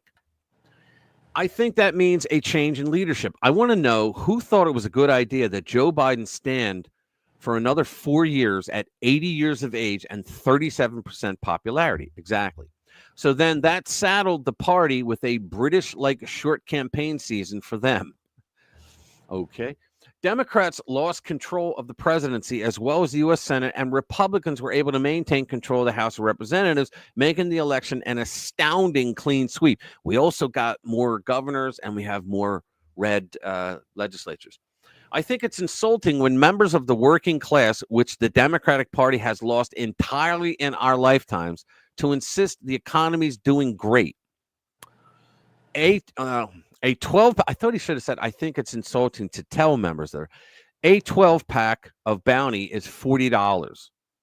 Rich folks don't feel that. He's right about that. That's why you got those a-holes out in Hollywood, the meathead and all, always on Twitter, screw Trump, De Niro, fuck Trump. Yeah, because you got the kind of money where it doesn't hit you. Poor folks already switched to Sparkle during the COVID pandemic, during the lockdown. And I think telling them that the NASDAQ is gangbusters is further insulting. It's insulting. I think the biggest unforced error of the Biden administration by far was the border. He gets it, at least. To tell people that it's not a problem is insulting. For the working class to see incoming migrants getting welcome bags, debit cards, don't forget that Biden phone, and motel rooms is probably insulting as well. So there's a lot of work to do. Their party has gone quinoa while the rest of America is eating Cracker Barrel. There you go. So at least Brian Williams, the disgraced former anchor, gets it. I have to add something about Paul Harrell for anybody who may go look him up. Okay. After he passed, his brother took over his channel. It's still called Paul Harrell. His brother is a nice guy, but is nothing up to the standard of Paul.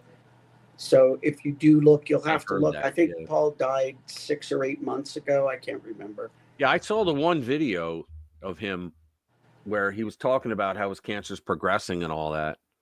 No, he actually made a video that his brother put on like a month after his death. That's the one. That's the one that I'm talking about. And it's like, okay, if you're reading this, I'm dead. Or if you're seeing this, then I'm dead. Yeah, that's the one that I saw, and that was like, I was like, wow. And that's when I started watching some of the stuff. His brother's a good guy, but can't fill the shoes. Yeah. Well, because he didn't have it, Can't fill the shoes. You don't. I'm still looking for it. But in case anybody's looking, you have to look back in the channel to see Paul. Yeah. Oh, I know. Yeah, and I remember the brothers said they were going to continue it as long as they could. Yeah. Yeah, his brother's still running the channel. But yeah, to see Paul, you got to go back. I got a good story here because we didn't hear much from her, but here we go. So we got one more in us. Yeah. MTG to chair the DOGE subcommittee, the Department of Government Efficiency subcommittee, to work with Elon Musk and Vivek Ramaswamy. There it is. So MTG, who just a few short years ago was deprived of any committees, because that's the way that the Democrats rolled. You make fun of them or you criticize them and you get all your committees taken away. Representative Marjorie Taylor Greene will chair the subcommittee, so now she's a chairwoman, tasked with working with Elon Musk and Vivek Ramaswamy. Could you think of a better assignment? I mean, think about that. To slash wasteful spending throughout the federal government. She talks about this all the time, wasteful spending. She's the perfect choice. House Oversight Committee Chairman James Comer will create the new Delivering on Government Efficiency subcommittee and tap Green to lead it in January. Fox News did. So let's see. Musk and Ramaswamy were tasked by, and they're not taking any money, to lead the Doge to displace the power of the federal bureaucracy and return it to the people we elect to run the government. Musk and Ramaswamy outlined Wednesday in a Wall Street Journal op-ed. The Doge subcommittee is, you know what I love, that tech, big tech, used to be all for the lefties. And now the most important big tech guys are with us. And that would be Ramaswamy and Elon Musk. I just love that. Okay, so Comer has met with Ramaswamy and his incoming Doge team. A key step to driving greater efficiency in government is exposing the problem to the public. Exactly.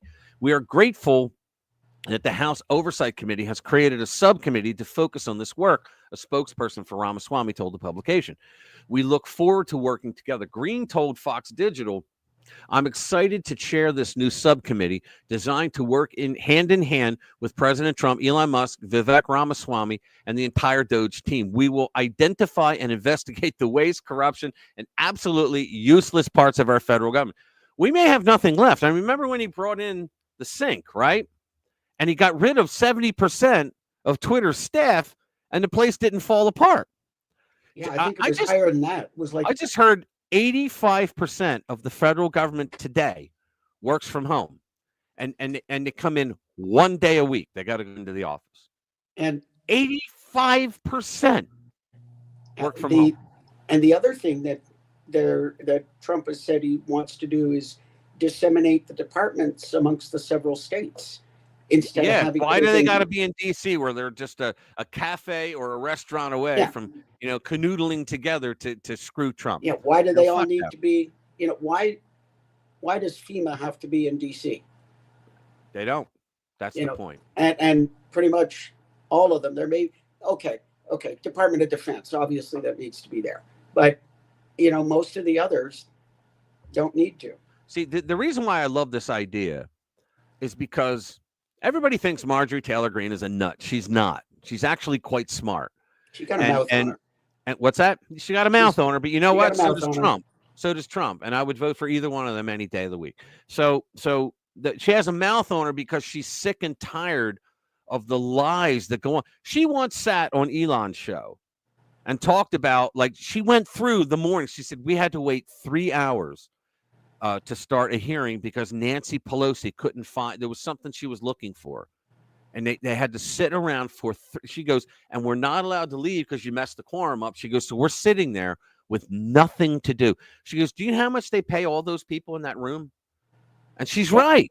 She's right. And yet they call her a nut because she points this kind of stuff out. Because when you're the uniparty, you're not supposed to point out these bad things. Yeah, but she's not part of it. She added, what? It's nice to see that collectively and individually, a bunch of Republicans are actually growing a set. There you go. Well, she's always had the balls grown. It's just that she was never allowed to be released. No, but some of the others are coming out. Yeah, some of them are coming. They're stepping up. She added the subcommittee will provide transparency and truth to the American people through hearings, and that no topic will be off the table. That's great. Green singled out the bureaucrats behind the Pentagon's routinely failed audits as among those who will be getting a pink slip. Good. The Oversight Committee must shift its focus after years of investigations into Joe Biden and his family's corruption. That is true. But nothing's going to happen to them. They got away with it, in other words. The creation of the new Doge subcommittee is a signal of where the committee will train its sights. Comer told Fox News, Doge will align with the Trump administration's priorities to eliminate government waste, streamline the federal government's operations, and cut red tape that's stifling jobs and increasing costs for the American people. We know the rest. So I say more power to them. That's how you drain the swamp. That's how you attack the deep state. Now, the deep state they're already fighting back. And we've already seen the shit that they're doing. They're fighting back. And the next one they're going after is Hegseth. They're going after him. But the way he handled it, did you see Bongino played the clip? I tried to find it. I couldn't, but the clip was where he's walking down a hallway because he's going to a meeting with some people to talk about, his nomination. I guess he's in the Senate building. But it turns out that you had all these reporters come around, they're running around. And the first question, obviously, well, what about the sexual assault charges? And instead of cowering away and walking away, he came out and he said, look, he said, yes, he goes, they were. And he said, it was dealt with and law enforcement looked into it and they did an investigation and they said that I was cleared of everything. He goes, end of story. And he goes, I got to go. And he walked away. He gave him the answer. And that's how you handle it. That's how you handle it. Exactly how you handle it. So and I thought it was brilliant. So Rand Paul and the Does, that would be great. Libertarian Rand. It occurred to me also, just to wrap this thing up, it occurred to me also why Nancy Pelosi might be what happened to Gavin? hanging on so long, because Gavin Newsom is her nephew, of course. Yeah. And he times out in 2026. Yep. So you think she wants to parachute him into her seat? Oh, I don't know about that. I think she just doesn't. I think she doesn't want to give up the power, even though she's in the minority. She wasn't the leader. People still look to her. I think she wants to still make millions off of the exemption she has to the insider trading laws and all that, which I think the Republicans actually stifled. Stand with Rand. Yeah, Rand Paul be like loving that. Democrats, they haven't learned anything. I saw a poll. I don't know. You may have had this. This may have come from you, Rich, on one of your videos this week. But there was a poll of Democrats that 41% want Kamala Harris to run in 2028. Yeah. She's ahead. 41%. Was that your video? I can't remember. No, it wasn't mine, but I saw it. Yeah. And then JD Vance will kick her ass just like Trump did. Oh, I want to donate to her campaign. I want to donate to her campaign. Well, Bongino was saying that he goes, yeah, we're going to donate. We're going to start a PAC for Kamala for her primary campaign for 2028. Yeah. And I want to see JD smoke her like a cigar, destroy her totally. But you know what? She can't get intelligent in 4 years. Her thing was she was lazy. She did not want to do the work, and she grew up her entire life using her race and her gender to get away with it. She didn't have to do the work. People let her slide, and that's how she ran her campaigns. Yeah. And she didn't want to do the work. She's lazy. And the other thing they're talking about is her for governor of California in 2026. I heard that too. So except I don't think she has anybody to sleep with to get the job. Yeah, well, there is that. I mean, put it this way. I'm sure it was more attractive 30 years ago when she spread her legs. I'm sure it was, mind you, I don't see how anybody would be able to spend more than 5 minutes. Girl back then. What's that? She was a society girl back then, but she got in trouble because all the money she spent from her campaigns. Yeah. Well, she bought herself very expensive clothing, very expensive everything. A bunch of the venues are not getting paid, or they're worried they're not going to get paid. So. Oh yeah. Well, what did somebody say? How she could pay the 20 mil? Oh, what the hell was it? Yeah, they're in debt, 20 mil. Yeah, but they were saying, they said something about it. Oh, I can't remember. It was very funny though. Damn it. Somebody said she should do this to make the 20 mil. Damn it. I can't remember now. Oh, well. Kamala spreading her legs in 2026 sounds like Dracula opening up the castle door. Yeah, that's. Okay, can I tell one more military joke to go for it to wrap this thing up? Go for it. Okay, so the German air traffic control is known to be rather terse. And so there was this British pilot going into Munich, and this is early 60s, and he's going into Munich, and he does something, and he gets slightly off, and the ATC, the air traffic controller, a woman comes on, she's berating him, and then she ends up by saying, "What, have you never flown to Munich before?" And he says, "Well, yes, 3 times. It was 20 years ago, and it was night, and I didn't land." Think about it. Did you ever see the Memphis Belle, the movie? No, that one I didn't. Oh God, you got to see that. But there was this one point where the kid tells a joke while they're flying on a mission, and I'll fuck the joke up, but it was pretty funny. He says an American pilot was captured by the Germans. He said, and his plane crashed, and he was banged up really bad. They were doing all kinds of surgery on him, and they told him, "We're sorry, but for this surgery, you're going to lose your left leg." And he turned around and he goes, "Well, look," he goes, "can you do me a favor?" And they're like, "What?" And he goes, because they liked him, right? And because he was funny and all. And so they said, "What do you want?" And he said, "Well, can you ask the Luftwaffe to take my leg and just like drop it over British airspace on the next mission you go?" And they're like, "You know what? We'll do that for you." Right. So then the guy has another surgery, right? Like 2 weeks later, and they tell him, "Sorry, you lost your left arm." And he goes, "Can you do the same thing?" And they're like, yeah, we'll do that. So they drop it off. So then finally he loses his right foot. And he asks, "Can you drop that over England as well?" They go, "No, you cannot do that." And he goes, "Well, why not? You did." He goes, "They cannot do that anymore." And he goes, "But you did it for my leg and you did it for my arm. Why can't you do this now?" And he goes, "We think you are trying to escape."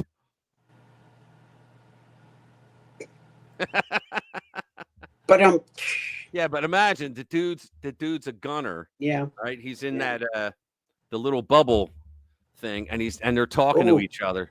Tail gunners. Yeah. Very bad job. I knew a guy. I used to manage a video store years ago, and there was a guy that came in, Sam Milson, or I forget his last name, but it was like Milson, and he was a tail gunner in World War II. Tough job. Yeah, and he used to tell me stories, right? He's like, "Yeah, I can talk about it." He goes, but he said that when they would land, a commander would come over and say, they would ask the guys, "How many did you get?" And he'd be like, "I hit 1." And the other one, "I hit 1." He goes, "In most missions," he goes, "that we saw action, I would get at least 1." He goes, "One time I hit 3." And he goes, "But that was a special occasion, I guess, luck." And he goes, "But usually I would hit 1 if we had action during the thing." And he goes, "I was a pretty good shot. And they always came for the tail." And he goes, "I got him first." He goes, "I was lucky." And because it's all morale metal that's around you and the glass and all, the bullets would go right through it. So he said that whenever the commanders came up and they asked me, like, "How many?" And he'd say, "I didn't see a goddamn thing. I saw no one." And they went, "All right." And they walk along. And I said, "Well, why didn't you tell him?" You know what he said to me? He goes, "It was none of his fucking business. That was between me and the Germans." That's what he said. Yeah. I was like, dude, awesome.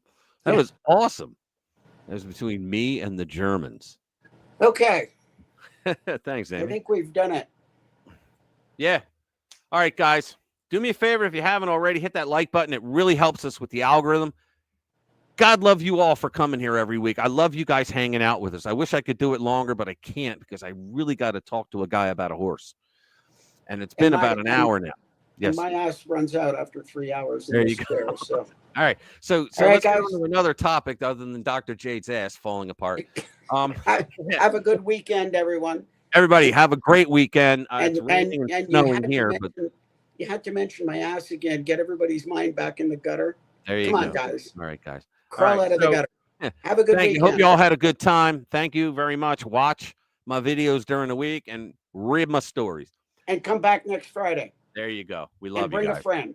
All right. You guys have a good one. We'll talk to you later.